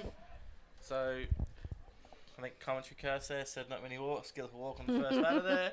So runners on first and second now for Sipple. Brings up number 9 hitter, Dom French. How old's Dom? He's quite young, isn't he? I want to say he's 20 or 21. There was one kid that came up to bat last week, and he was, is it just 15 or 16? Yeah, that's Parker playing left field. Parker, unbelievable. His parents said that he was really nervous before the Parker game. Lovering. But he did a fantastic job. We were talking about Tani Lovering in the break. That's right, yes. Yeah, so there you go. So if the Lovering family is watching, Not related. fabulous, fabulous game. He's been playing so well for his age, and he's a great testament to those young kids that are coming up through the ranks. Definitely. Dom is 19. Okay, there you go. Just did some Facebook stuff. The research department has been active as well. I've been in touch with them. Sam Campion's number is actually 11. Okay. Well, it's not 17. But he's wearing 17. No, it's 11. It's 11. It's one of those weird Yeah. numbers that it's the Got- tip of the one. Yep. So Scott Cronin makes a nice play there, gets the out at first on Dom on 4-3. That is our first out of the innings. Runners move up. So runners on second and third base now. Go back to top of the order. We have another one of these young players. We have Jackson Grounds up to bat. He played in the under-18s state finals, so Thank you, Sophie. I did get there in the end, but yes, so Sophie Marriott just told me that Dom is 19. I was close. My research was there. My background support is here as well. Thank you, Sophie. Sophie must be part of our research department. Thank you, Sophie. You missed a shout out last week, Sophie. I think we went off air just before. when it was But raining. we'd just like to offer the congratulations to you on your Navy experience. That's right. And look, Sophie helped me out so much when I was putting together the women's competition for the Winter League, and she helped me put together all of the Pine Rivers, and then she left to go to the Navy, and I understand. I love you all. Thank you so much for doing that. So the reason that Sophie messaged me, she said she had to message me. She couldn't have people thinking he was the same age as her. There you go. We've seen your photos on Facebook, Sophie, and Wow. very happy and impressed with all of your goings on at the moment. So That was just a touch of a wild pitch. yeah, it went right Okay. over his back. It came out of his hand a little early. So thanks Sophie for that information. As I said, anyone got information, feel free to either message it to one of us if you've got us. If not, the YouTube comments are open as well. So she must be in Canberra at the moment, right? Oh, Canberra's watching. There must be a little bit colder down So there. Jackson strikes out on that high fastball. That is the second out of the innings. So runners on second and third. We have Lockie Wilson up to bat. We were talking about Grant Balfour before, and Kerry Jackson has clarified for me that it was Victor Martinez from the Detroit Tigers was the batter that Balfour was yelling at. Ah, Billy Wild Richards pitch can't over quite get first. that throw. Throws and that ball over Scott at first as the Yardbirds score 2 runs. So both Ryan Woodrow and Sam Campion score on that play. So we have Lockie Wilson safe at first on the error with 2 runs scoring. So E4 there, A6 sorry. And then we have the 2 runs scoring. that was too fast for me. E4. So E4, Yep. E6 sorry. It was a throw from Billy Richters. Yeah. And then both runners score on the play. Lockie Wilson's off on that pitch, striking. Oh, And Scott Cronin holds on to that great throw from Tim Preston. And Lockie Wilson is caught stealing their second base. That is the third out of the innings.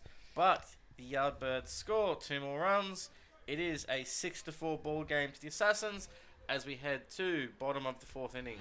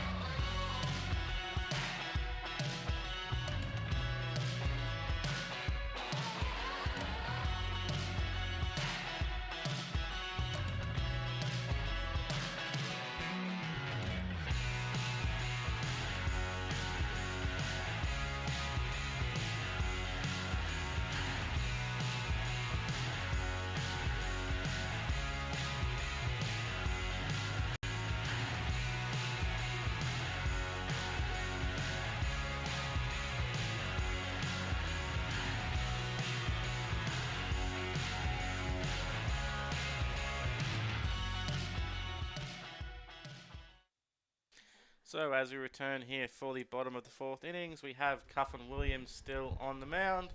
We've had a request from our moderator in the chat, our extra support person. If we can just sort of get people letting us know where you're tuning in from. So we have one message here from Kerry Jackson. Good evening from Stanthorpe Gardens. Stanhope, Oh, Stanhope Gardens. Western Sydney. Yeah. Oh, Western Sydney. There you go. No, she's not in Stanthorpe. Stanhope. Sorry, Kerry. Thanks for the stats on Grant Balfour, Kerry. Much appreciated. And that batter, he was... Oh, bunt. Quick bunt there. Is it? That was Tyson Zamora bunting. Cuffin Moyes making the nice play. That is the first out at first on a 1-3 play on the first pitch. That was a great play. Cuffin didn't muck around retrieving that ball and getting it across to his first baseman. Threw a rocket. And that batter I talked about, Grant Balfour yelling at, was Victor Martinez from the Detroit Tigers. Thank you, Kerry. Foul ball. So, update on the other score. It is in the bottom of the 7th inning. It is 1-1 still. Now, you probably saw that the catcher caught that. It's not out because it hit the fence and bounced off. So yeah. You wouldn't have seen that part, but you can see it from here. Yeah, so we have a runner on first base with a 1-run ball game in the other game. Bottom of the 7th inning. Got a hit to third base. Didn't quite get it there in time. So Billy Richter's quite well known for his speed, so grounds out. So reaches safely on that ball, hit to third base. So we'll try and keep you updated to the score of the other game. But yeah, so it is runner on first base, bottom of the 7th, so last innings here. Lumberjacks trying to score a run to get the victory. Otherwise the game will go down as a draw. So they've played six and a third innings in an hour and a half up there at Bean League. So they're powering through. Absolutely. Whereas we're here in the bottom of the 4th. Throw to second. He slides in. He's quick on his feet, that one. So ball 1 on a high pitch there as Billy steals second base. Must have had a few short innings at Bean Lee to get through the game that quickly. And it's still locked in, isn't it? The scores are still level. Yep. Got a pinch runner. So runner on first. The pinch runner coming in, getting some wheels on the bases. Oh, here we go. Nice hit right in the hole behind shortstop and before left field. He's thrown it home. Advance for the runner. So Franco singles on that ball to left field. And the runner moves over to third base. So runners on the corners now. And we have Scott Cronin coming up to bat. That was a perfectly placed hit there that just popped in behind...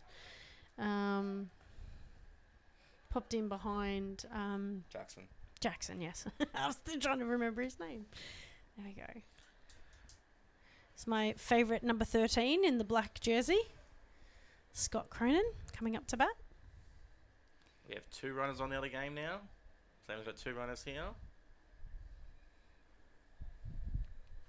He's had 5 strikeouts and 1 walk so far through the season. Batting average 125.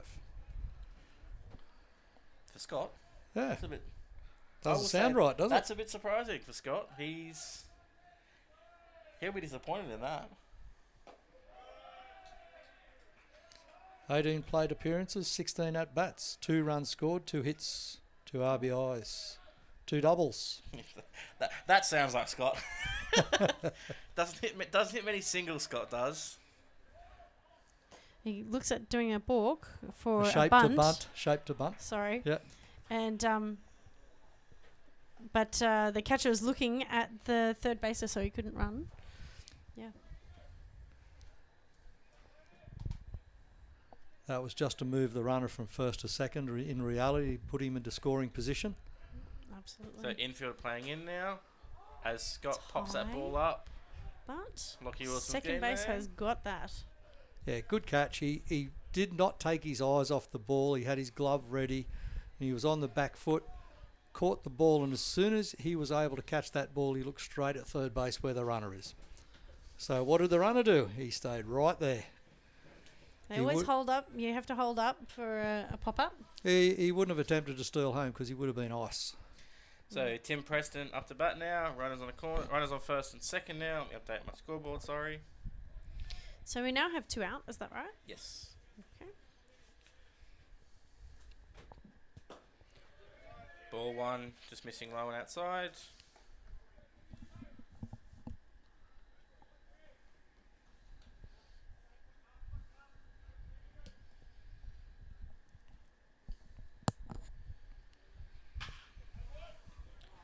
Tim grounds that to shortstop. Jackson grounds, makes a throw across the diamond. That is the third out. That ends the innings. Assassins strand 2 runners. Score is 6-4 as we head to the top of the 5th innings. Baseball. It starts with a glove and a ball.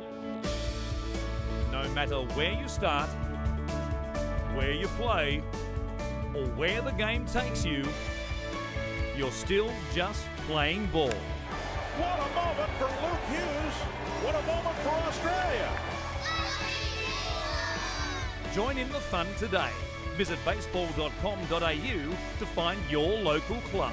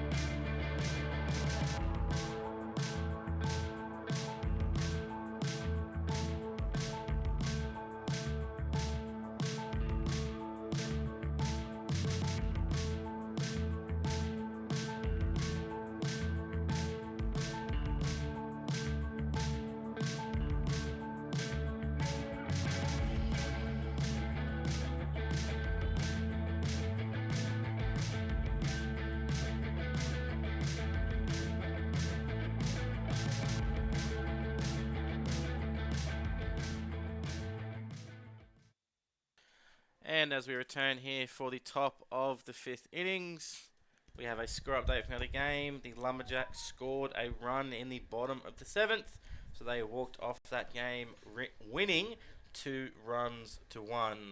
So here we are in the top of the 5th in our game. Assassins leading 6-4. And we have our centre fielder for tonight, Mr. Thomas Faulkner, leading off.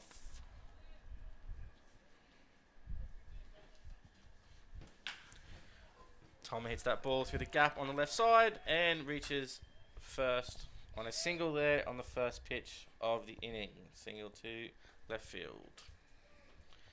On the first pitch too, so confident. Well done. So that now brings up our DH for tonight. We have Jay Myers. Jay's fan club, probably in chat like usual. Hello to Ezekiel. Hello to Donna.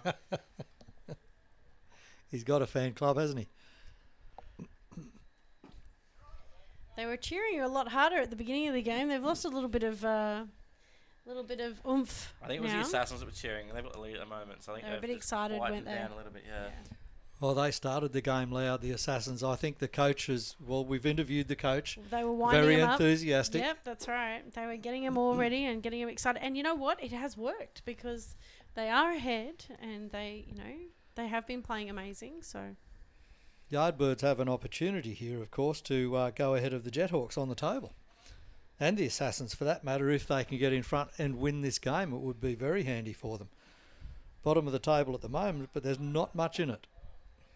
yeah, he pretended to go then. He kind of did a little march on the spot there. So 3 at balls first. here on Jay. Dylan just missing his pitches a little bit. So 3 ball count here.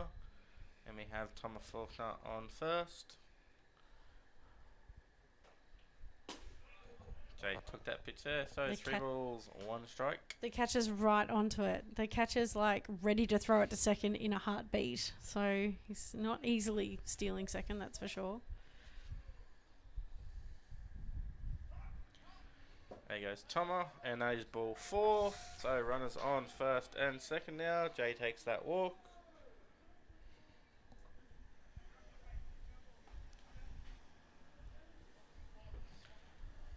And this brings up our catcher for tonight, Jamie Foxx. So as mentioned a couple weeks ago, Jamie has recently signed. He'll be going over to college, starting off the next season over there.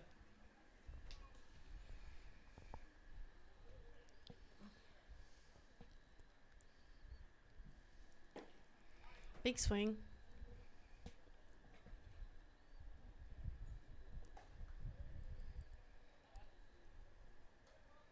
We don't have the speed gun tonight for the pitches. That might be at Beanley. I'm not sure where it is tonight. Maybe. David Badke's was brought out last week, and he's not here tonight. Over So the fence. No, hang on. The first and catcher were over just in case it was going to stay inside the fence, but it didn't. It went over the top. Fence has a bit of overhang up high, so drops over there. And gently. the breeze was picking up before, so it could have kept it in, but they were prepared just in case. It's a lovely breeze out there tonight.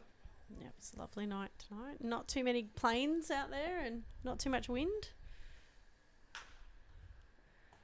Foul down the third base line. All No the clouds for the first week in like as many as I can remember. No There are no clouds. clouds and storms and thunder chasing me over when I was driving over, so that's good. It was in the forecast, but I think it might have happened earlier in the day or during the night last night, actually. But it's been a lovely day. Very warm. It's a great temperature to play baseball because the boys don't. It just keeps them cool enough when they get overheated. So Jamie just calls time there, steps out, takes a breather. So 2-strike count on here. Dylan's done a good job pitching after getting out the walk.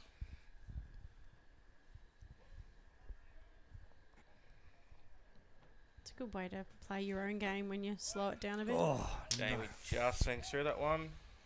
Threw the right pitch to him, didn't he? So I was Got to the out. mention that Jamie has moved clubs this year. So Jamie's now playing up here in Brisbane. He was down at Mudgeeraba, I believe, last season, possibly even Coomera. Jamie's playing up here at Redlands this season in the GBL competition. So Jamie was the first out there with the strikeouts. That brings up our third baseman, number 5, Lockie Roberts. Runners on first and second still. Redlands have a strong lineup, a strong roster. Oh, they stole third. That's Toma that stole third, but J Mize still on first.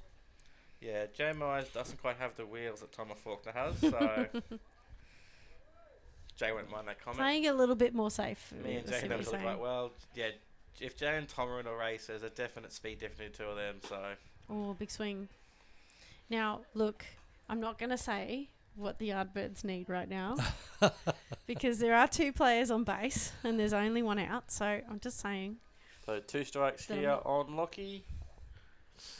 Don't do it to I'm not them. going to do it.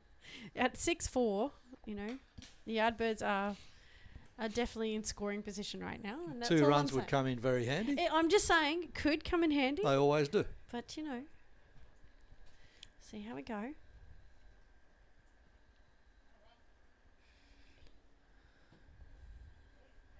A good side-on view of the pitcher there looking across at first base, the runner at first being held on, and then the pitch with a good follow-through. Let's see, I tried not to say anything. So that's Lockie's second strikeout there in the evening. That brings up our right fielder now, Ryan Woodrow, who is 2 for 2. He has a single and a double so far. So 2 runners on here for Hitting for the cycle? getting there. Not yet. He's got the hardest 2 left if he's doing that. Oh, that's unfortunate. Yeah. Hit it straight to first base. Poor buddy.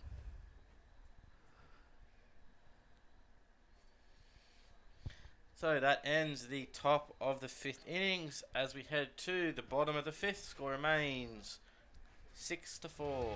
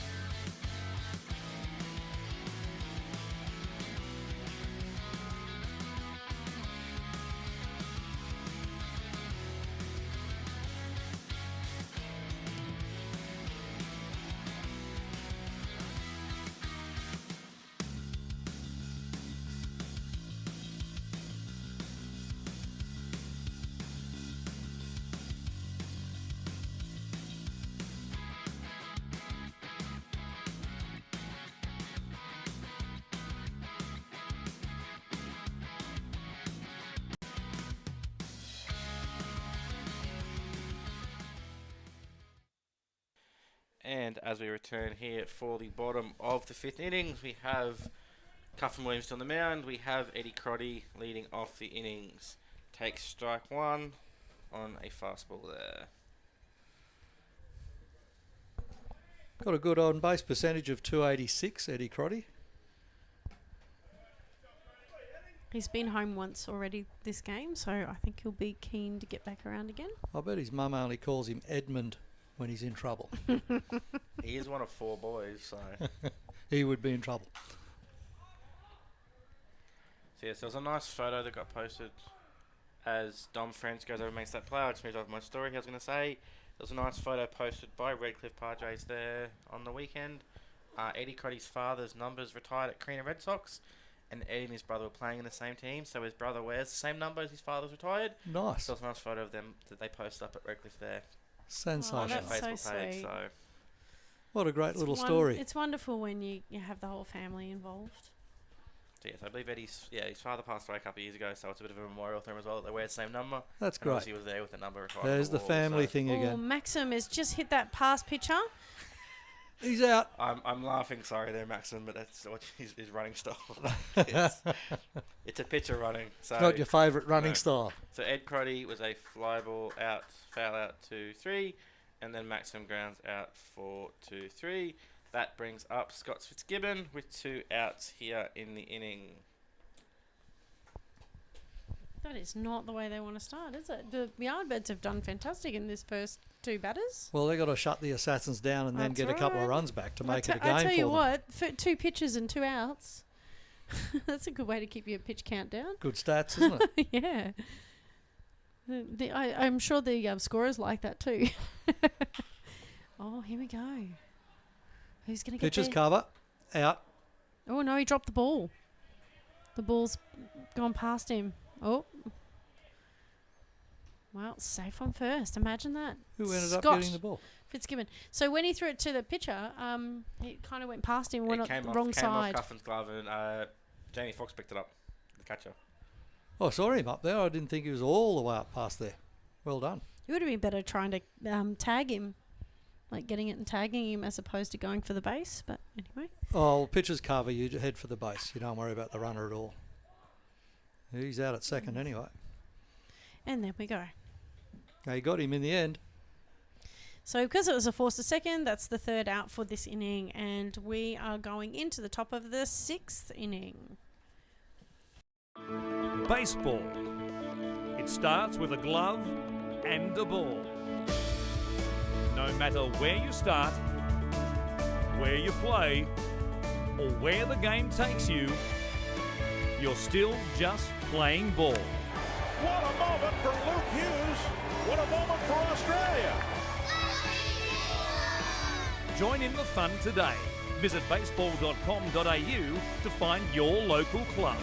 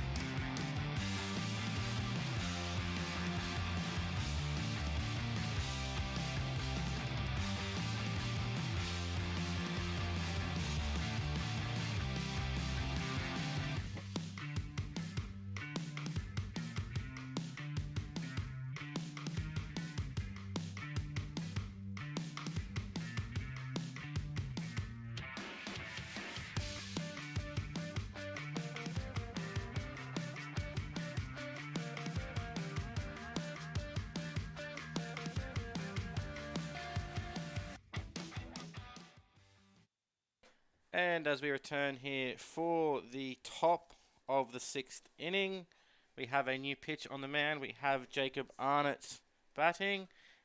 Jacob Arnott pitching, and we have a new batter coming into the lineup. So we have Dan Turner is pinch hitting here for Sam Campion.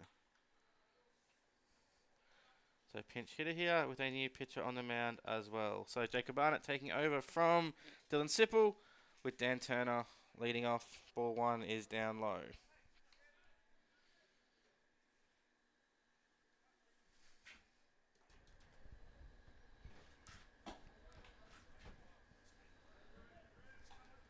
Dan Turner's batting average is 300.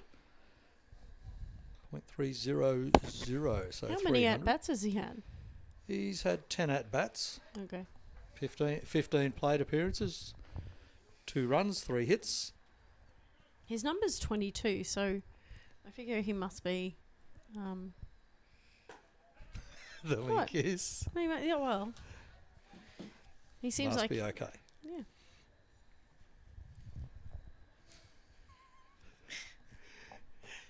He's there for a reason. Guess what? He He gets gets a onto walk. base with a walk.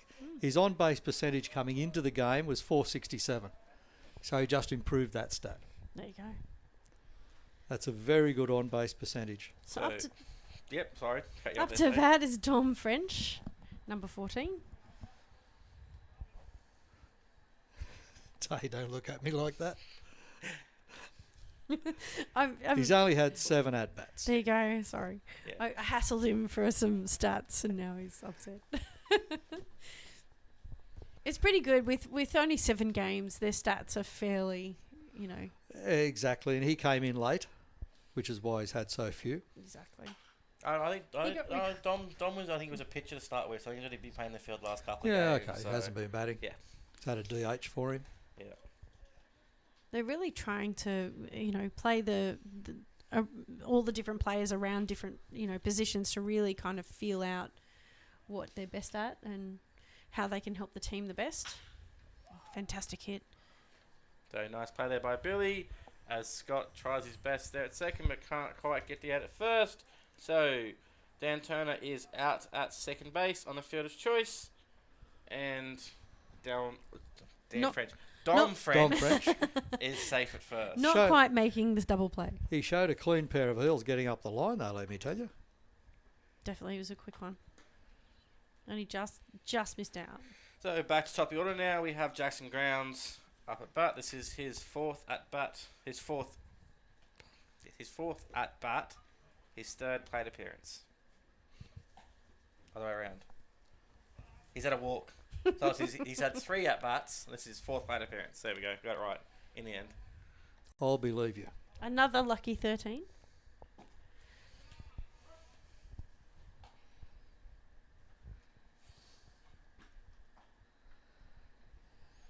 So the score still being 4-6.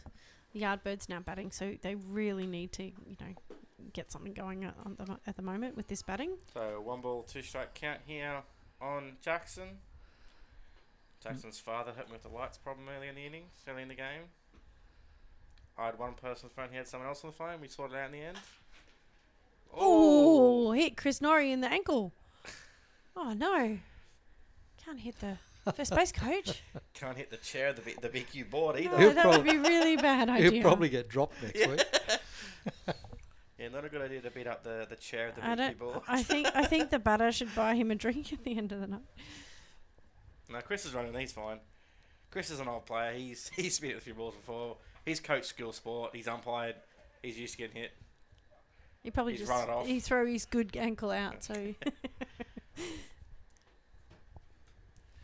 Just emulating Charlie Morton from the World Series this morning. For those people that paid attention, oh, Harry got that reference. Not many people else would have, Harry, but I thought I'd throw it out Dom has there. made it. Has stolen second, and they didn't quite get the ball to him. So now the Yardbirds with a runner in scoring position. Very important for them to get something through and keep this inning alive.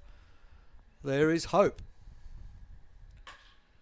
Fantastic hit out to right field. Drops straight in front of him. And he does a good job keeping that ball in front of him, and then shows off his arm and throws it 1 up to home. So runners on first and third now. That was an impressive throw. Eddie normally is a catcher, so yes, he does have that. Yeah. He does have, and when he's not catching, he plays the outfield because obviously a lot of these teams have multiple catchers. So him playing at Redcliffe again, they've got multiple catchers, so he doesn't really play the outfield in the end. So runners on first and second, and Lucky Wilson is up at bat. Shapes for the running bunt. Ball is high though.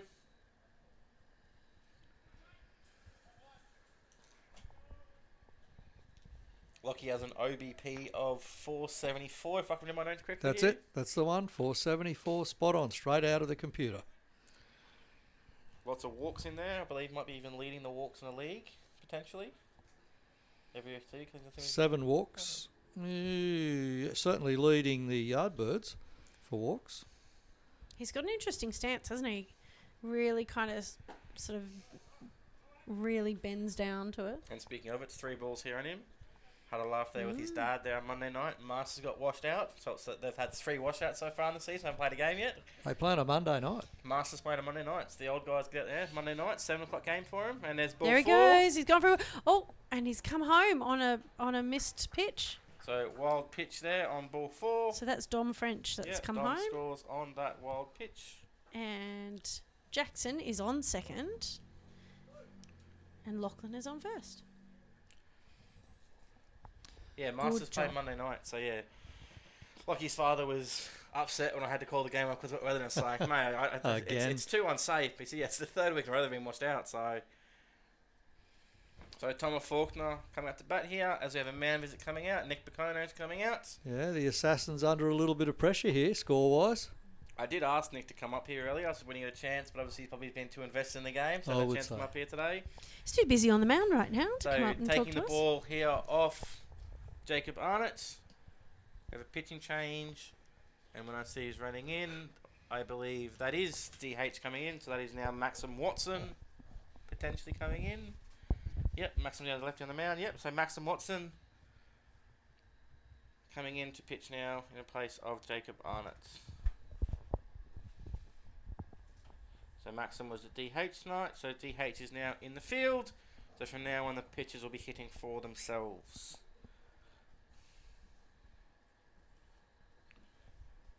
So we have a runner on first and second here, as we take a short break whilst Maxim warms up.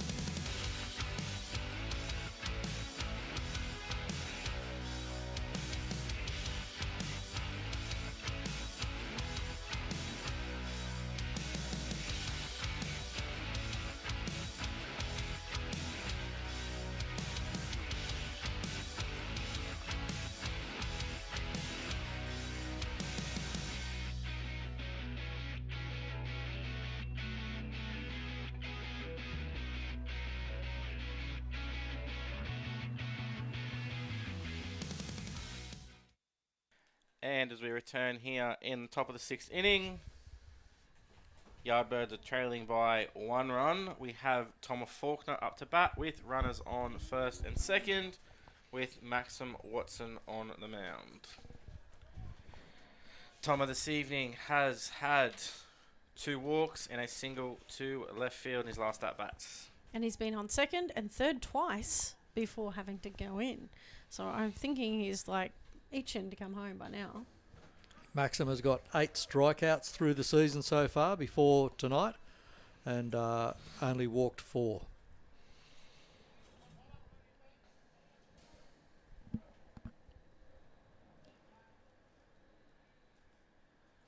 So pick-off That move was an attempt there unusual, from Maxim. yeah. Bit of an outside move, not the inside move. It was, wasn't it? Good That was quite a move there. good that job that by second, Scott Cronin keeping that ball in front of him. I think the batters should appeal the necklace. I think the jewellery around the neck. It's a bit shiny, reflecting in their eyes, probably putting them off. Well, Scott did like his own slide to get that ball. It was fantastic. Really up. Pop up. High fly ball, right side. Eddie Crotty gets over there. Scott tries the infield fly, but didn't quite get there. So that is a fly ball to 9 to get the second out of the innings. Runners stay where they are. So with Jay Myers coming up, it is 2 outs with 2 runners on. And it is still 4 to 6. So Yardbirds at 4, Assassins at 6. Jay this evening is 1 for 2. Ground ball had a single in the first innings, ground out in the second, and he got a walk in his last at bat. So against Jay is DHing tonight, getting a bit of a break from his catching duties he normally does.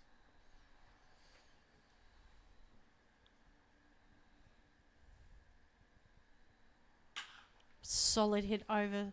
That's Almost why he over was- second Doesn't base. quite get there. That's why Maxim was brought into the game. So To shut him down. line out to Scott there at second. That is the third out of the innings. Yardbirds leave, 2 runners stranded. So score is, they tag one back. It is 6-5 as we head into the bottom of the 6th innings with some changes being pointed out here. We'll come back with them at the top of the innings.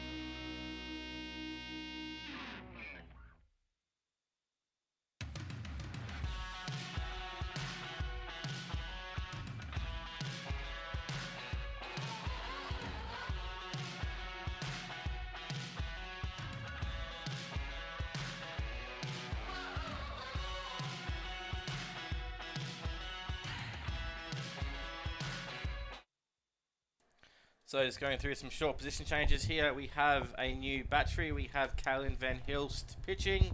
We have Dan Turner in at catcher. I believe we have Sam Campion out in right field.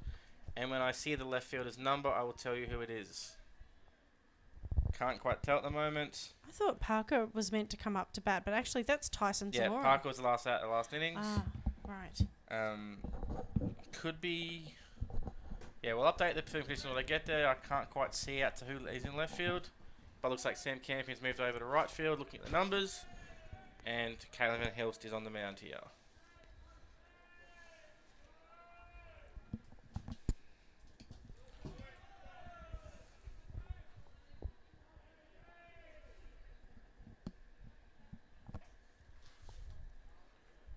Because looking at who I have in my lineup, none of them look like they're the person that's playing in the outfield right now. So, can't quite tell you who it is. Right field has 11 jersey on. Doesn't help us because it's supposed to be Sam Campion. And he was in left That's field and not got it, pinch yeah. hit for. So, we'll figure it out and we'll get back to you guys who's out there. The important person is at the plate now. So Tyson Zamora. So Tyson tonight has had a walk, a fly ball to shortstop, and a ground out in his last at bat. Takes a strike there. That is a 3-ball, 1-strike count. So Tyson this season, as I pass over to Tay. Oh, he's got a batting average of 353. So Yep. Tyson has 6 hits in 17 at bats so far this season. as we have a strike there for a 3-ball, 2-strike count. In this game, he's got home in the first inning, but got out in the second and fourth inning. So yeah, Tyson has an OPS of 0.899, so he's on base plus his slugging, for anyone wondering. We've got all sorts of stats here. As Tyson draws a walk, that is his 8th of the season. Takes him to first base. Brings up Billy Richter's, right? Billy Richter's. I'm just confused because Dan Turner's walked off the field. Might be a problem with the catcher's mask here. Just trying to get a quick adjustment on it. Yep. Quick changeover in masks. So Billy Richter's comes up now after Tyson draws that walk. So runner on first with none out.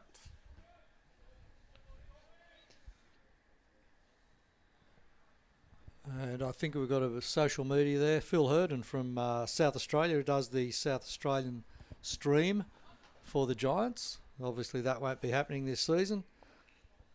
Phil's probably tuned in and having a look at the little bit of baseball there is on a Wednesday night. Yeah, so Phil has said, "G'day, coming over from the Super League Adelaide broadcast, which is finished. Northern Mariners defeated the Southern Seahawks 10-7. This game is being played, Phil, at Bannister Park, so at Hendra. So yeah, Newmarket is obviously where the Bandits play out of, but yeah, these games are coming to you from Bannister Park at Hendra. Baseball Queensland's field, as well as the field for the Hendra All-Stars. So Hendra is just a little bit just down the road from the airport, if anybody's trying to figure out where it is. It's sort of in between that trotting race course and... up the road from Hamilton. Up the road from Hamilton, yeah. Not the movie or the live show. No, much easier to get into. So Billy grounds that ball to shortstop.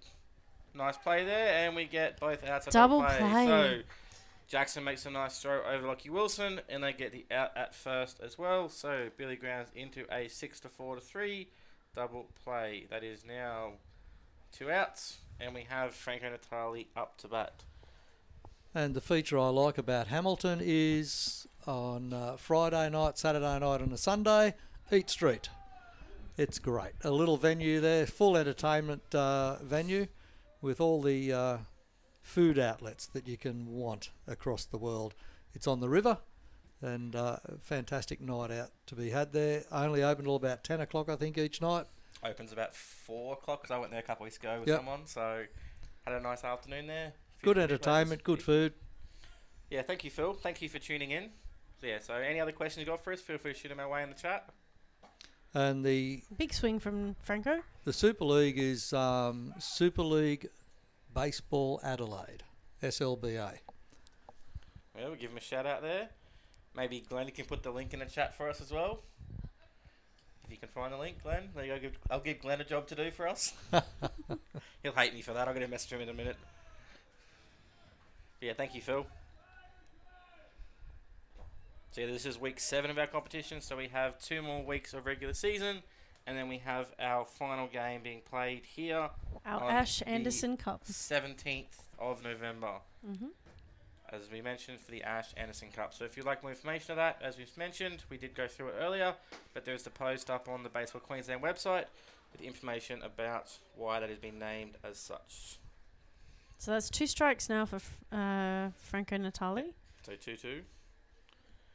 And yeah, we were talking about it before. We will just confirm where the 3rd versus 4th game is being played, whether we will also be broadcasting Keeping that it alive on the day by, before, or whether it will be played at the same time as that gold medal game, so or the Ash Anderson Cup game. So stay tuned for that.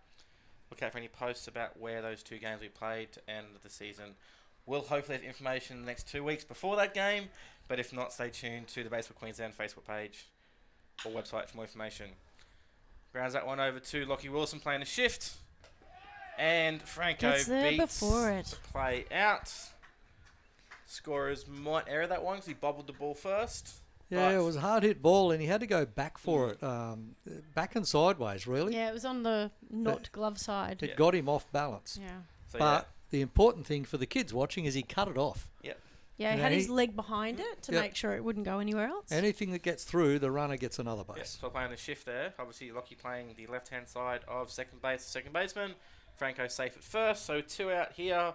We now have last season's GBL MVP from Division 1, Scott Cronin. We had who to does not mention look that. like the GBL Division 1 MVP after that swing, but he was. Did you say Scott Cronin was the I did. Division 1 MVP? I did indeed. That swing didn't show it, but yet he was. Thank you for reminding us, Glenn. Thank you. Ball on the outside, and there's a nice throw. That Lockie, got through. oh, yep, It did get through. yep. Lockie Wilson bailed out there, the runner coming through. So Franco steals second base there. Sometimes when the runner's coming at you and the ball's coming at you, the runner is a lot scarier than the ball, and so they kind of get out of the way. So However, the game of baseball is all decided around, guess what? The ball. that's all right. Can't score a run without the ball. That's right. Can't get an out without the ball. They get a bit distracted sometimes, and the ball goes. Oh, Franco's going for another run. Great steal. Oh, he's coming If around. the ball gets clear, It's caught it. that's Sam That's Campion the out third there. out. That is. No one's leaving the field, but yes, it's the third out. They're all just standing there now. Yeah, it's the third out, Those guys. There you go. They're all just standing there. So that's the third Which out, way- guys. So Which way did they go? Which way as did they we- go? as we head into the top of the 7th inning, Yardbirds trail 1 run. Score is 6-5 to the Assassins. Baseball. It starts with a glove and a ball. No matter where you start, where you play, or where the game takes you, you're still just playing ball. What a moment for Luke Hughes. What a moment for Australia. Join in the fun today. Visit baseball.com.au to find your local club.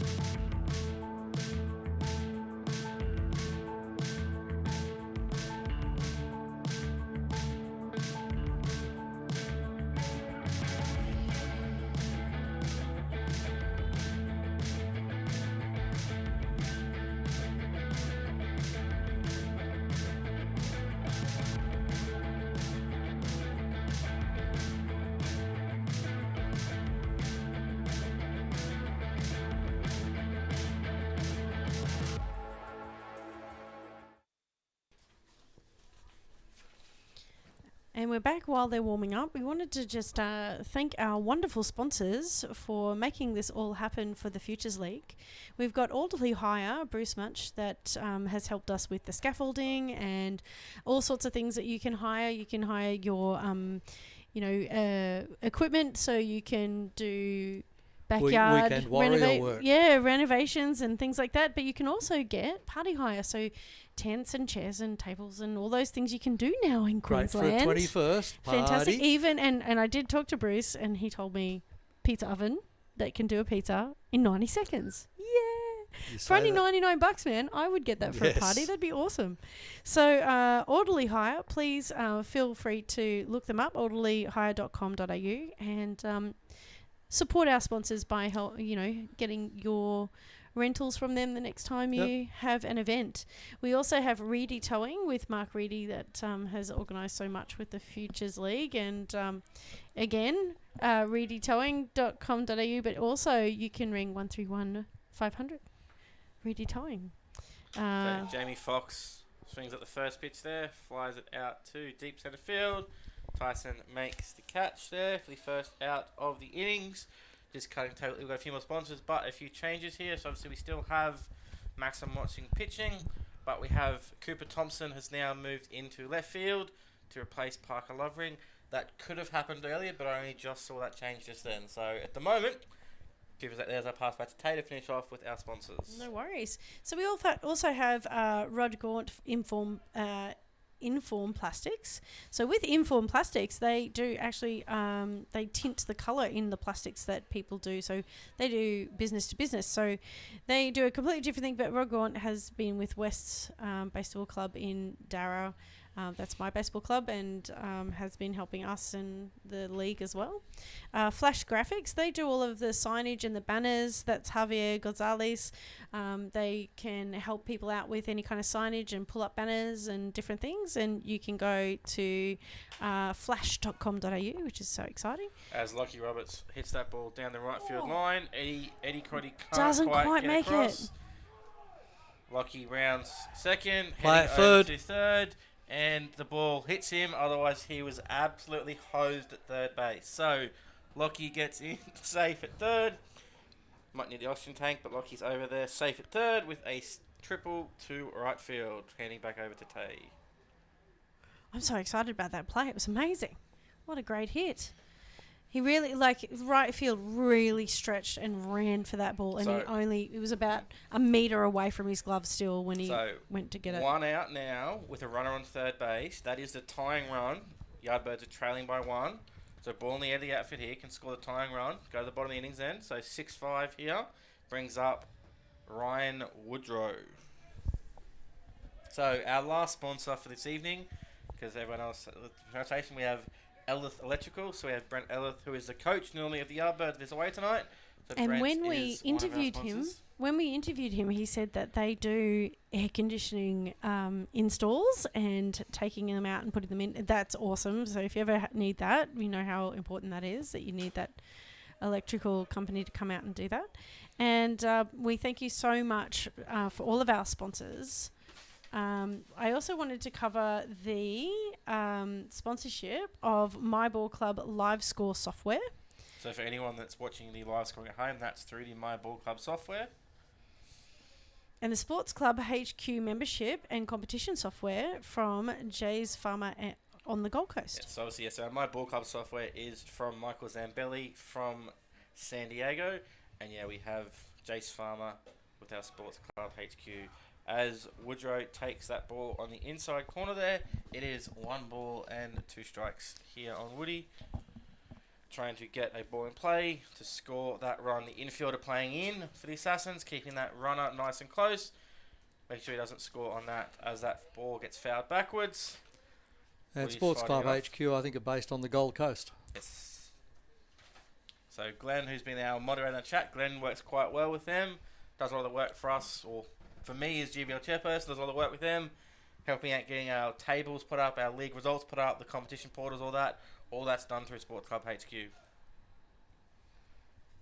So 1 ball, 2 strike count here. Ball high there, so it is ball 2. Really nice at bat here from Woody. Remember, we've got a runner on third base. We have Lockie Roberts over there after his triple. Probably should have been a triple, but he got hit with the balls that came in, so he got safely to third. So he earned himself a run there. Extra base, put the pressure on. Runs hard, gets up there. And Inside. that pitch just misses inside corner. A lot of people wanted that. All of the Assassins anyway.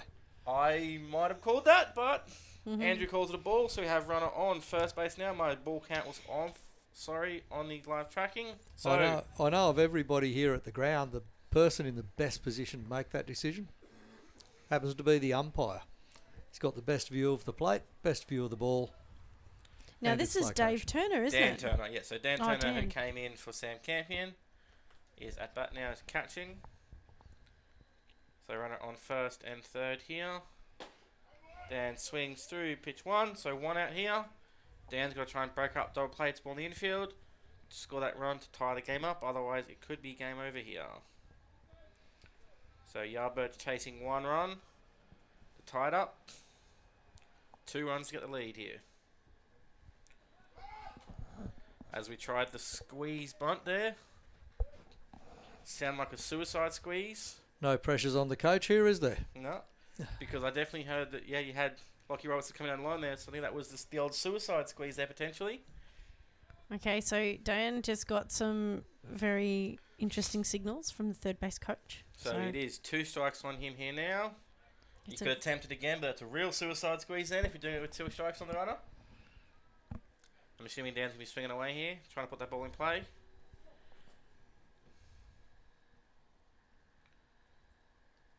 You'd have to really trust him to put the squeeze on again.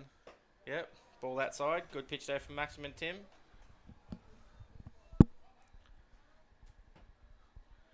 So Derek Van Hilst is the coach over there at third base, putting the signs on. Filling coach for tonight.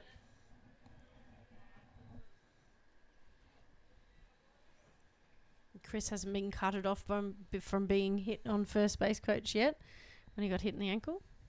Or outside pitch. Ball high again, so it's 2-2 count. So we still have runners on first and third. Lockie Roberts is at third. Ryan Woodrow is at first. We have a 2-2 count here on Dan with 1 out. It's very, very tense at the moment with this being so close. And there's a pick-off, and he threw it away. That's it. That's Run it. scores. Run Yep. scores. That is it. It's level. We have got a 6-6 game. With the go-ahead run now at second in scoring position. So you're going to error the pitcher on that pick-off.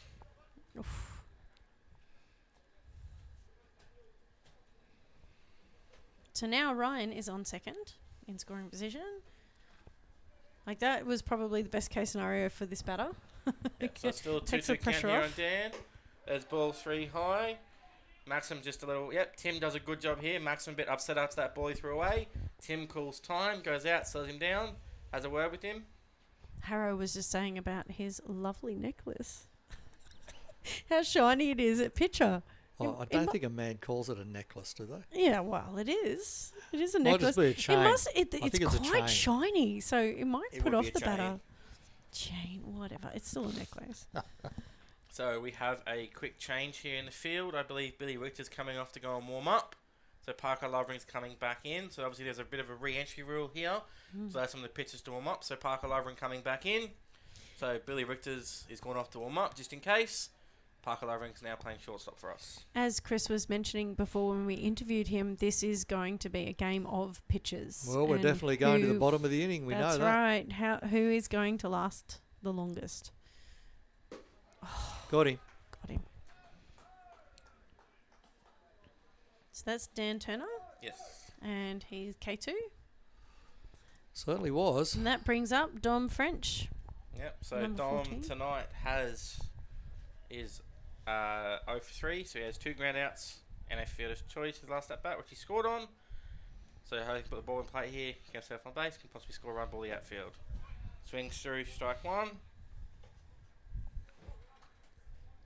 Wind is just picking up a little bit more here again this evening. This 7th inning. Lovely breeze. Just not cold, just lovely. To keep everybody fresh for the night. Rodney's not got his beanie out yet, so it can't be too cold out there. He's just sitting in the stands filming everything through the fence. Shout So out to our cameraman in the stands, Rodney. Doing a Doesn't- good job on the mobile he's camera. had a few weeks with the umbrella out there, so he's probably a lot happier now with this lovely weather. Got to Fouls that shout ball. out the caterer tonight is Red Oriental. It was so yummy. I had pork buns. It was so yummy. Did you? Yeah, it was great. My favourites. Pork buns. They got a good array of food there, I'll tell you. Yeah, I lovely went down to Chinese food tonight. Went to get a drink, but she rattled off all the stuff she's got. I'm going, no. It's very good. Some great Chinese food tonight from the food truck. We got the food truck every time we have a game, so it's different every time. So Yep. ball outside there. So it is a 2-2 count here on Dom.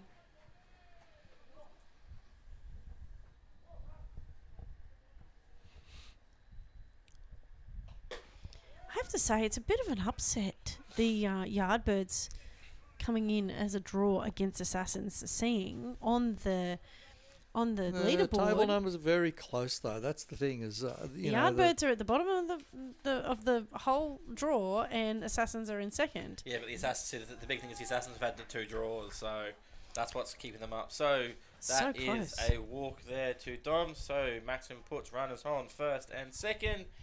Back to the top of the order, we have Jackson Grounds coming up to bat here. Fantastic batter, Jackson. So as we mentioned, Jackson's moved across to Carina Club this year.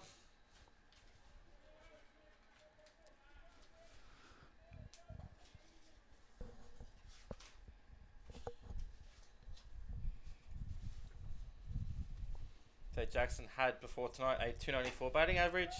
He had 5 hits in 17 at-bats. He just did a kicking the dirt motion with his foot after that one. He didn't like that at all. I think he's all right. It was way outside, not his pitch. He does this little kick at the end of his... Yeah, it's something he's introduced, I think, a little new nuance to So Maxim's make just sure a little wild here. Wouldn't be surprised to see a pitching change if he puts this runner on.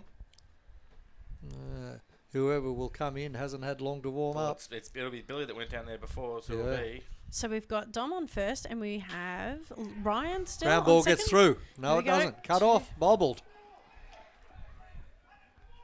Hold. No. So good job there from Parker to keep that ball in front of him. And then the runner was held up at third. Couldn't quite get the out. So we now have runners on first, second and third. And we have Lockie Wilson up to bat. So a single to shortstop there for Jackson. I'll tell you what, if Parker didn't cut that ball off, there was a run scored there easily. Yep. He was wanting to go, wasn't he? That's why he had to throw himself back to get back to the base. Loaded bases for the Yardbirds. We have a lefty versus a lefty. Ground ball. Straight to second. Called safe. Well, So it would have been the third out anyway. So Scott Cronin there made a decision to go to second first. Didn't quite get there. And then threw the ball to first. And he was called safe at first by McCumming. Coach Nick Picono is coming out. He's going to ask the umpire So probably if he Ryan would came like home then, a right? water or something. I would Yes, say. Ryan scores on that, yes. So that is now a 7-6 ball game. Wow. Yardbirds, well done. That's such a spectacular effort. He might be giving him the pitching change or something. No, Just no, ask him if saying, he's hang all on right. a minute. Are you sure Is that was everything okay? safe? No, you can't ask him that question. It's not a question. So Yeah. Lockie Wilson there showing his speed, getting that play there. Scott Cronin tried to get the easy out at second, but Parker was too far away. Had to He's throw making the ball change. to He's He was first. making making the the change. pitching change, definitely. He's He's now calling out. turning it into a visit. Yeah, he's calling out to the bullpen. So let's analyse what just happened. The coach came out to talk to the first base umpire about the call. What's happening during that walk and that visit and that discussion, Billy Richter is getting longer to warm up. So he didn't necessarily want to go and Not question it. intentional, but he definitely was going to question the call. Yeah. But it also did allow his pitcher time to warm up. So we'll take a quick break here whilst Billy Richter's warms up. We'll be back shortly. So it is 2 out, loaded bases, Yardbirds leading 7-6.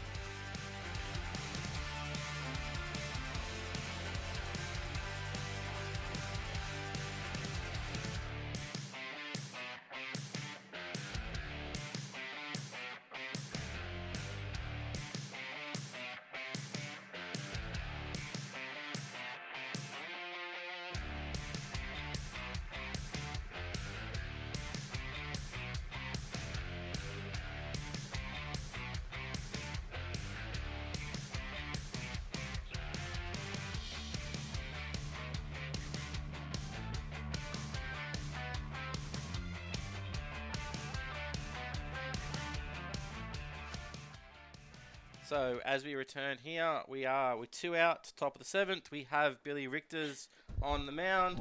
We now have Cooper Thompson playing shortstop, and Maxim Watson went out to left field after that play. First pitch to Thomas Faulkner here is a foul ball. So Yardbirds took the lead there. They're currently leading 7-6. So we have Maxim Watson playing left field after coming off the mound there, with Cooper Thompson, our new shortstop. Ball 2's high and outside. A little bit of tension here for the Assassins. They were playing such a tight game earlier in the game. They, 3 up, 3 down kind of thing. So off-speed pitch there from Billy. Gets the swing and miss from Toma. We have a 1-ball, 2-strike count. They had their breakout inning, didn't they? Big scoring inning, but not quite enough to keep the Yardbirds at bay. Ball fouled back, so it is still 1 ball, 2 strikes here on Tomer. And 2 out. Indeed. Load the bases. Tay's run out of room on a sheet to keep scoring. I've run out of. I've got 1 box left, and it's terrifying. Yeah, I'll explain to you how it works. Yeah, later on. I jumped over. Have you figured it out? Yeah, the 3rd inning, I jumped over 1 too. And too the many. other innings as well. Yeah. Yeah, so You these changed ones columns. should be here, so they go there, then they go back up here. Yeah. And there is the swinging strikeout. So Thomas strikes out to end the innings. Yardbirds leave 3 runners on, but they score the 2 runs. That is a 7-6 scoreline now to the Yardbirds as we head to the bottom of the 7th. Assassins chasing 2 runs to win the game. Baseball. It starts with a glove and a ball. No matter where you start, where you play, or where the game takes you, you're still just playing ball. What a moment for Luke Hughes. What a moment for Australia. Join in the fun today. Visit baseball.com.au to find your local club.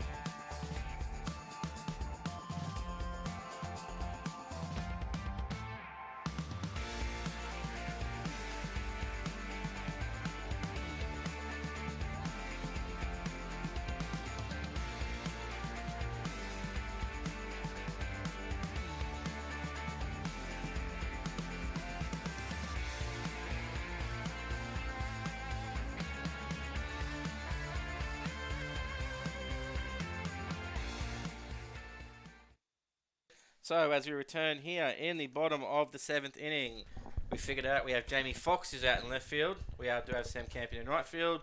We still have Kalen Van Hilst on the mound here. So Assassins are chasing at least 1 run to tie it, 2 runs for the win here. Leading off the innings for the Assassins, we have Tim Preston. Last roll of the dice for the Assassins. It's an exciting game today. It's really exciting. No weather, not to have to worry about the weather, so it's just all batting and all pitching. So, yeah. Really. Kalen on the mound here. Ryan Woodrow's in the pen ready to come in if needed. Did he just get hit by pitch? No, he tried to get hit by pitch. So pitch was inside. And He it's turned. a simple task for the Yardbirds. They only have to get 3 out. That's right, and then that's it. Okay. No pressure. It's a simple game, baseball. Depends on how you look at it, I suppose. Throw and catch and hit the ball. Fair enough. Oh, big swing. Down to his knee. But no ding, definitely. Massively quick hands. So you've got the chat has picked up again. Everyone's cheering along here. The dugouts, both very vocal at the moment, helping their team along. Ball 1, ball 2 is there down and inside, so it is a 2 ball, 1 strike count.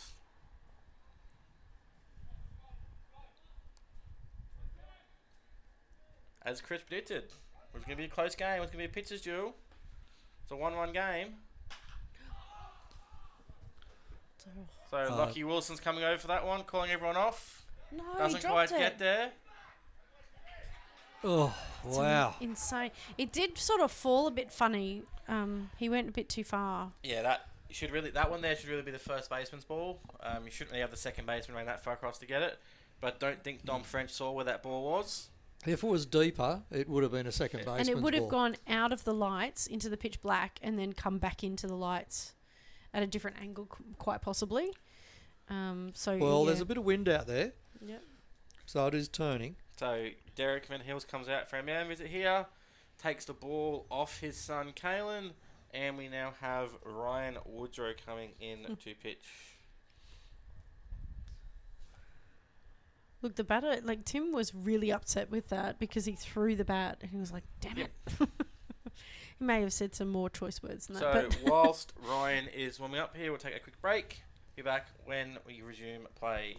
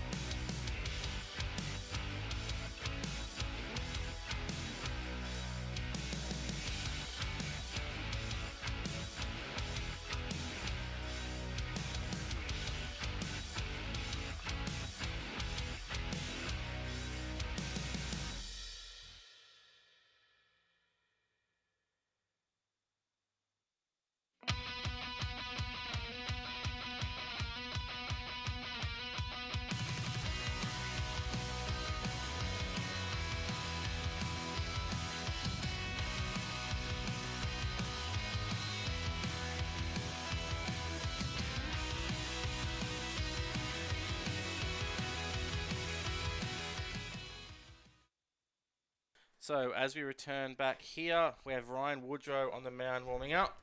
We have a new first baseman. So we have Jay Myers has come into the game from designated hitter. Jay is now playing first base. So Jay Myers, Tay. And then we now have Dom French, who was on first, has moved out to right field. So Sam Campion's come in. Maybe Sam's come in for a quick hold your second. We now have Jackson Grounds coming off the field. Jackson's probably going to go and start warming up. So Lockie Wilson looks like he's moved over to shortstop. And Kalen Van Hilst is coming in. He's not going to second. He's going to third. And Lockie Roberts is going to shortstop, I think. Yeah. So, here we go. Let's just go around the field. So, in left field, we have Jamie Foxx. Thomas Fortin is in centre field. Dom French is in right field.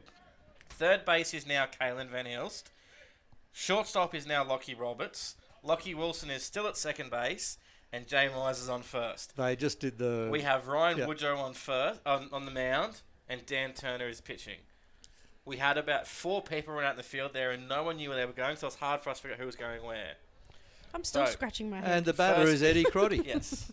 The batter is Eddie Crotty. That's the most important part, isn't it? For the Assassins, it is. And the fact that they've got Tim on first, so they have a chance. First pitch. Second pitch there, fouled off. Nice swing there from Eddie. So Sam Campion's come off just then. It's gone down to the bullpen. To be ready just in case. So it's the tying run at first. Yes. The winning run is at the plate. Could be at No, the the plate. winning run is at the plate. Believe me. Pick off there. If he scores, he wins the game. For sure. All he's got to do is hit a home run, and he'll be fine. Just work his way around the bases. Somebody from Assassins did hit a home run, remember? When they first were here, and then... No? Which was the team that hit the home run that went over the fence, but we weren't sure that it went over the fence? That was a home run that wasn't a home Yeah. run, that then was a home run, but was not... We'll know now. Not recorded that way. Yeah. So I have it as a 1-ball, 2-strike count.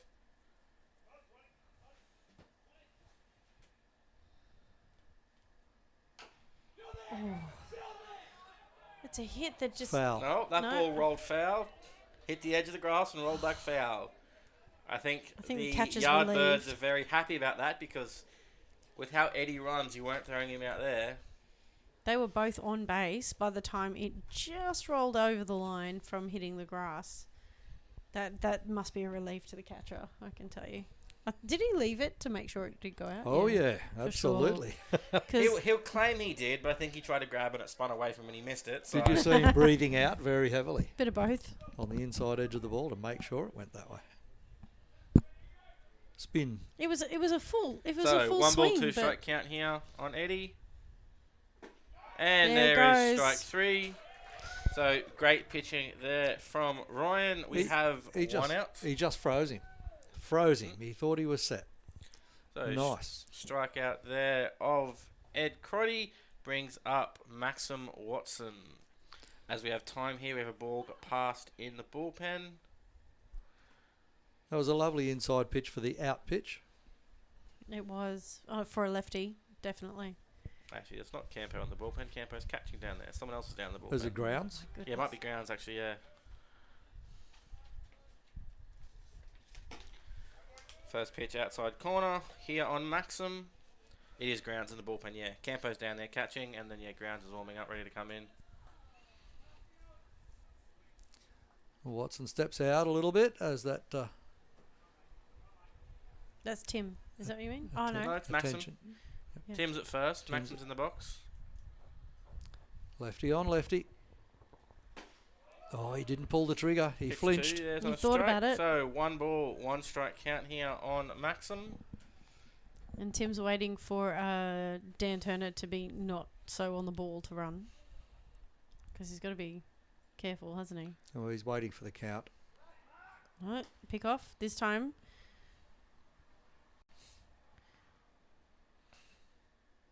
Right on point there. Hard to steal on a lefty. Their step off is so easy, isn't it? Well, they're looking at you all the time as well. Big swing. So Maxim swings over that one. So it is a 1 ball, 2 strike count here on him. The runner's still on first. And we have 1 out. So Yardbirds double play here would end the game. They'd get the win. Assassins with a ball in play. Can score a run. Tie it up. There's that strike. There is that curveball again from Woody. Unbelievable. Great back-to-back strikeouts on that pitch. We now have 2 outs. And we have He's 3 strikes away from Scott winning the game right Fitzgibbon now. coming up to bat.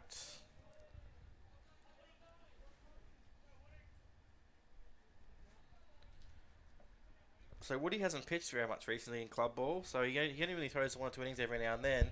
So it's nice to see him back here on the mound, getting some Okay. more pitching appearances. So Doing a great job as well. been playing a lot more outfield recently than pitching, so it's great to see him back here and getting his effort in. 2 nice strikeouts there. Brilliant. Strike 1 pitch there on Scott. Low and outside fastball. Coming in to get 3 out. It sounds easy, but it can be very difficult. He's doing a great job so far with those 2 Ks. There's that curveball again. That's strike 2 on Scott. We're 1 strike away from the end of the game. What are you throwing here, Harrow? Curveball again or fastball low and outside? Fastball low and outside and see what happens Nah, from there. curveball, I reckon. Dan's setting up. Fastball outside. Yeah. No, it's curveball Get dirt. inside. Curveball low outside. I'm going high fastball here. I'd Yeah. call. You've had a couple low, a couple of curveballs. Just the oil line, move it up. Sucker ball. Yeah. A lot of young kids struggle with that pitch, the high fastball. I like it up there. A lot of young kids don't. Can't hit it and they swing through it all the time. So It's the tempter. Okay, here we go. With my shoulders, that's a great pitch for me to What hit. have we got left? And That's there it. it is. There's the game. There's the Yardbirds strikeout. win. So Ryan Woodrow comes in there to relieve Kalen Van Hills. He gets the save. Gets those final 3 outs. Final score is 7 runs to 6. Yardbirds beating the Assassins. Fantastic game. So- Well played by both teams. Just like to say thank you to everyone. Thank you to Harrow. We also have our cameraman Rodney Reed out there. Thank you to our umpires, Andrew Kane, Michael Cummings and Michael Bates. Our scorers for this evening, we have Janelle Dunsden and Michelle Bell. I'd like to thank our production assistant in here, Nick McGowan Christie. Also like to thank Harrow and Tay for their commentary assistance tonight. Thank I you was so electrician much. tonight. Harrow filled multi-roles tonight. So that is it for our broadcast for this evening. Our next broadcast will be next week on Wednesday, commencing at 6:50 p.m. It'll be the Assassins versus the Lumberjacks. You've been watching the Futures League by Sports Broadcasting Australia. Thanks for listening and have a great week. Good night. Bye.